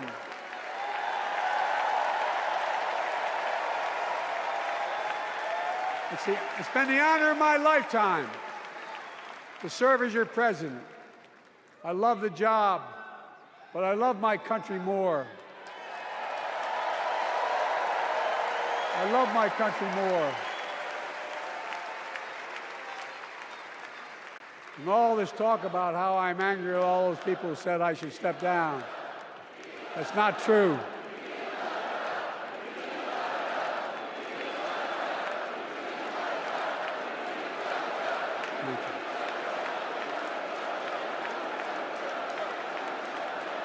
I love my country more, and we need to preserve our democracy. In 2024, we need you to vote. We need you to keep the Senate. We need you to win back the House of Representatives. And above all, we need you to beat Donald Trump.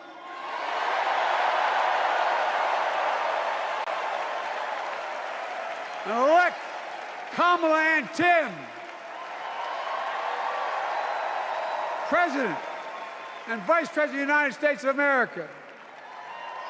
Look, they'll continue to lead America forward, creating more jobs, standing up for workers, growing the economy, lower the cost to American families so they just have a little more breathing room. We've made incredible progress, but we have more work to do.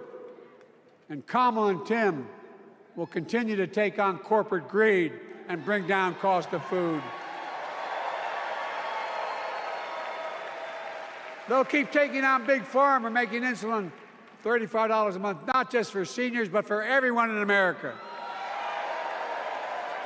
And capping prescription drug costs at a total of $2,000, not just for seniors, but for everyone. And folks, that's going to save America again. Tens of billions of dollars. Folks, they'll make housing more affordable. Building 3 million new homes. Providing $25,000 down payment assistance for the first-time home buyer. More than the 10 we approved. Donald Trump wants a new tax on imported goods. Food, gas, clothing, and more. You know what that will cost the average family, according to the experts? $3,900 a year in a tax. No, that's a fact.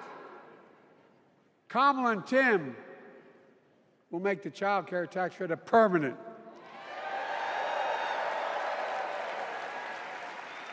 Lifting millions of children out of poverty and helping millions of families get ahead. But you know what Trump has? He created the largest debt any president had in 4 years with his $2 trillion tax cut for the wealthy. Well, Trump has a new plan. He wants to provide a $5 billion tax cut for corporations and the very wealthy. Read it. Put us further in debt. And folks,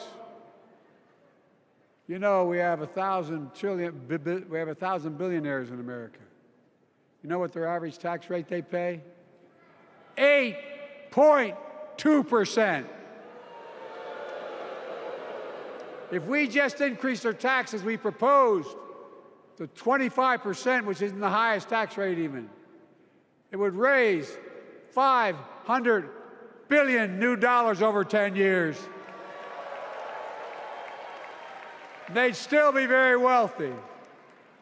Look, Kamala and Tim are going to make them pay their fair share. They'll protect Social Security and Medicare. Trump wants to cut Social Security and Medicare. Kamala and Tim will protect your freedom. They'll protect your your right to vote. They'll protect your civil rights. And you know Trump will do everything to ban abortion nationwide. Oh, he will. You know, Kamala and Tim will do everything they possibly can. That's why you have to elect a Senate and House to restore Roe v. Wade.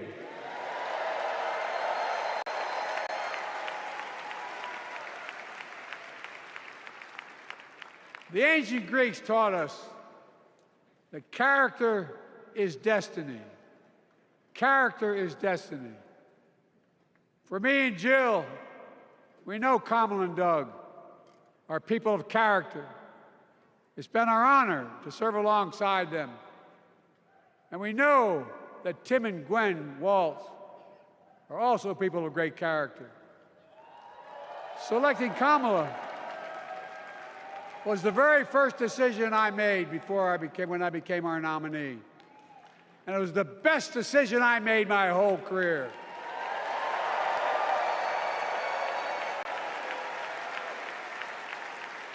We've not only gotten to know each other, we've become close friends. She's tough, she's experienced, and she has enormous integrity, enormous integrity. Her story represents the best American story. And like many of our best presidents, she was also vice president. That's a joke.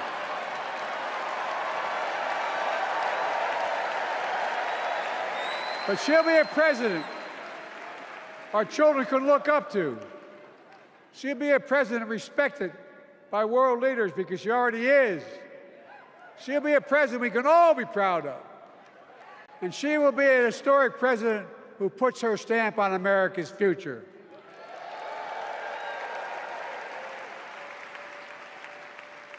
This will be the first presidential election since January 6th.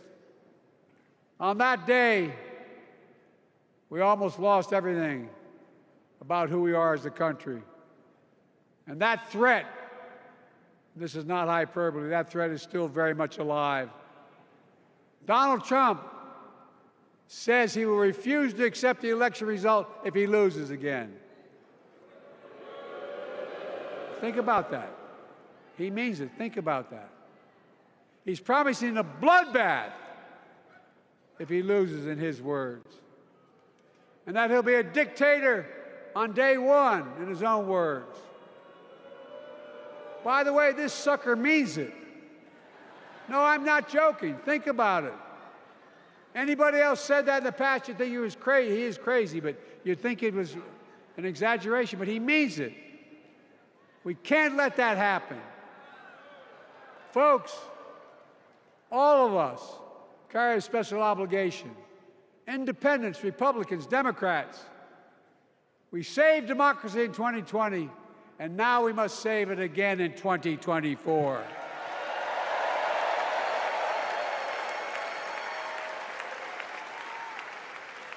The vote of each of us cast this year will determine whether democracy and freedom will prevail. It's that simple. It's that serious. And the power is literally in your hands. History is in your hands. Not hyperbole. It's in your hands. America's future is in your hands. Let me close with this. Nowhere else in the world could a kid with a stutter and modest beginnings in Scranton, Pennsylvania, and Claymont, Delaware, grow up to sit behind the resolute desk in the Oval Office.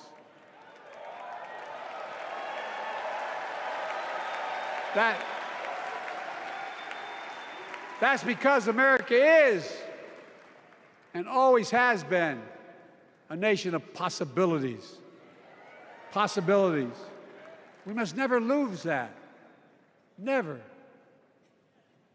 Kamala and Tim understand that this nation must continue to be a place of possibilities, not just for the few of us, but for all of us. So join me in promising your whole heart to this effort, and where my heart will be. I promise I'll be the best volunteer Harris and Waltz has Cam ever seen.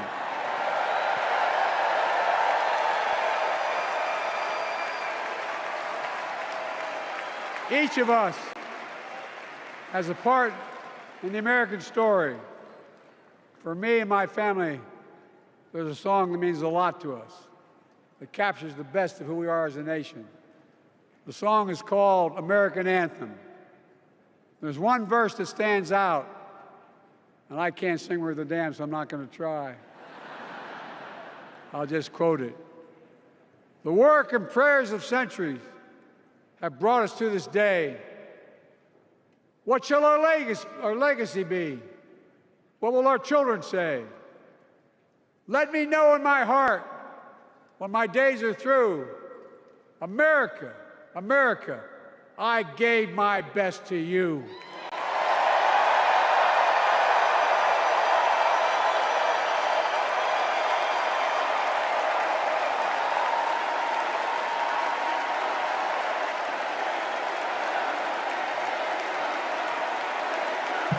You think they're going to say the crowd was AI generated?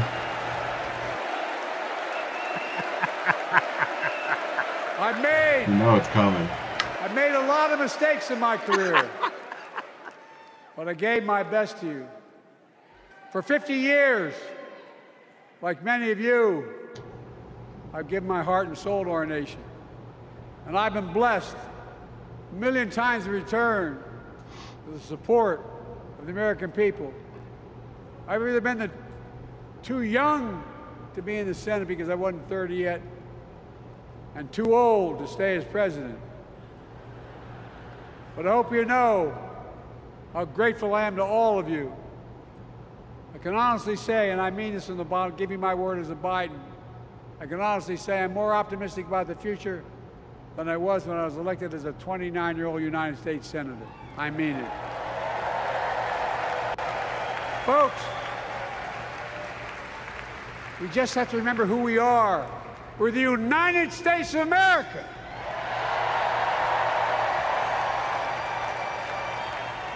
And there's nothing we cannot do when we do it together. God bless you all, and may God protect our troops.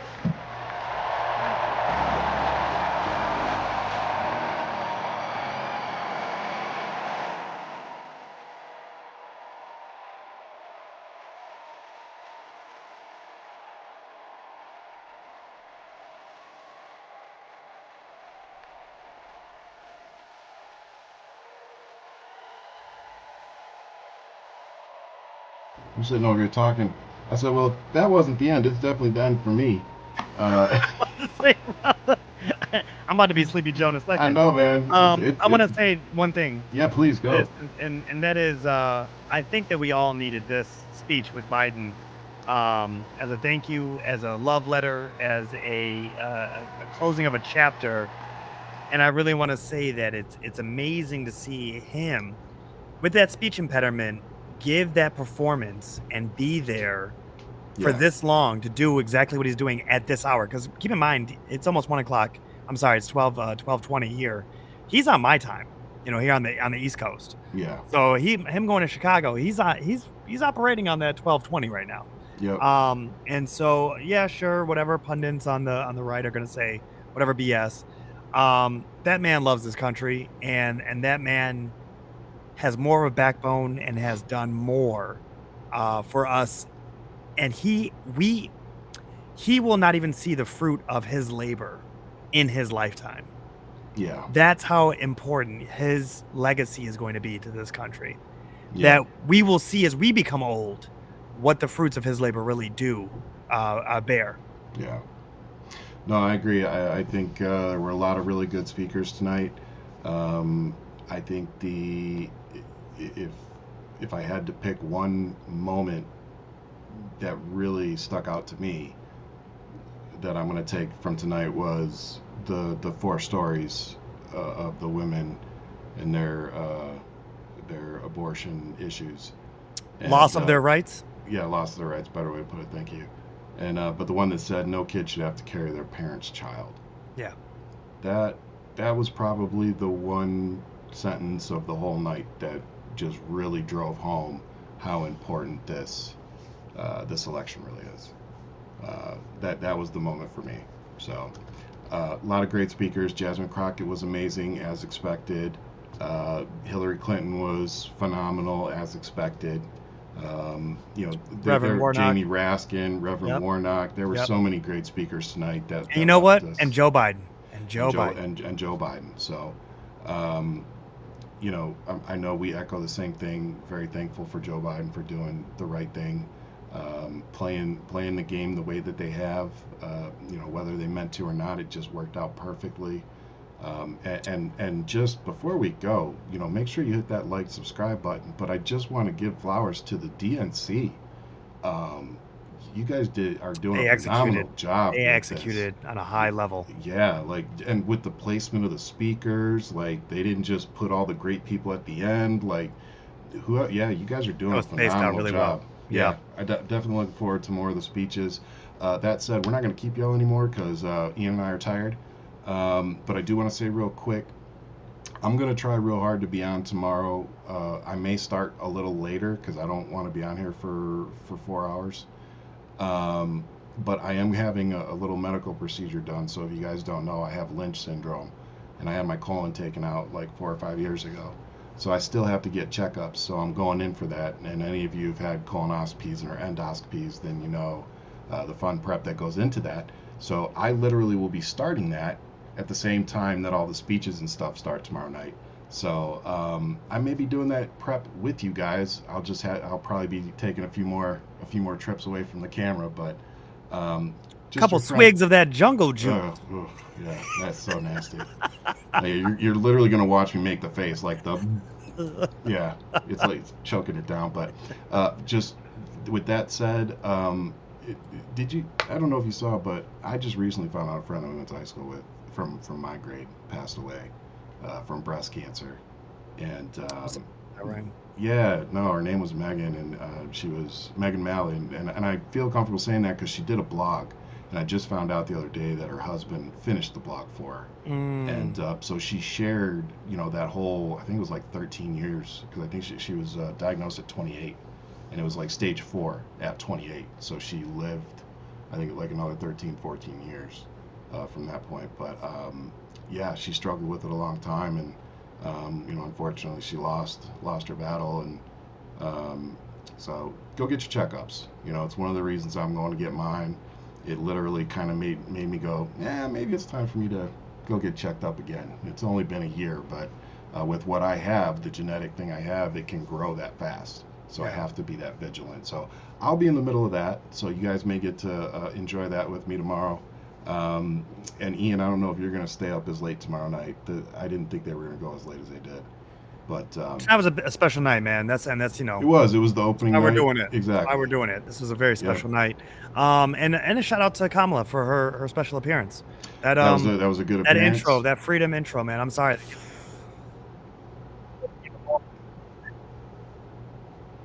Just lost your mic. I just lose my mic? There it is. It's back. That was weird. I just donated all that money. I might not be able to pay for the lights tomorrow, but you know what? For a good cause, for America, let's do this, baby. And our ledgers are clean. We both donated our $50 for our lost bet. So yes. Captain Overkill over here, but yes, we did do that. Hey, that's the way we win these elections, guys. All those amazing speeches lead to donate if you can, because money is how we win these elections. Money or time. Money or time. Yes, thank you. Money or time. That's how we win these elections. It's unfortunate, but elections aren't free. They cost money. So please go donate so that we can continue kicking Donald Trump's butt and keep him out of our White House. That's right. And preferably somewhere in a jail would be preferable. But I'll take just retirement home at this point. And brother, you got anything before we sign off? All I can say to you guys is we had 3,000 joining us on just X alone, and we have people all over on all of our streaming sites. Please like, subscribe, hit that notification button. We're going to be with you as much as we can for this week with the DNC, but we have 78 days. Is that correct? 78 days until November? I have a countdown on my phone. So I bet you 78. do. You're right. 78 days. So we got 78 days. I'm the all nerd right, with the and countdown. we are going to do this. We are with it with you guys all the way until the finish line. And I gotta say, this coalition of all of us who have come together, regardless, we got trolls joining us because they want to be here. They want to be where the fun is. They want to be a part of something. And you know what? I only can congratulate them because they found a dope place to park up at and to be with us. So you know what? Appreciate you. Glad to see you on a Monday.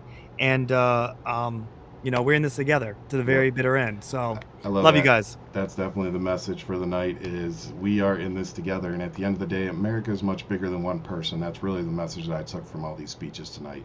And when we show up November 5th, we're gonna show everybody that America is bigger than one person. We're not just voting for Kamala. We're voting for our future. So With that said, we will see you guys tomorrow night for better speeches. I don't know who they have off the top of my head, but I know Wednesday night's going to be Obama, and then of course they're going to finish off with Kamala and everybody on Thursday. So we will be here with as much of it as we can. As always, much love, keep fighting, stay safe out there, and remember, whatever you do,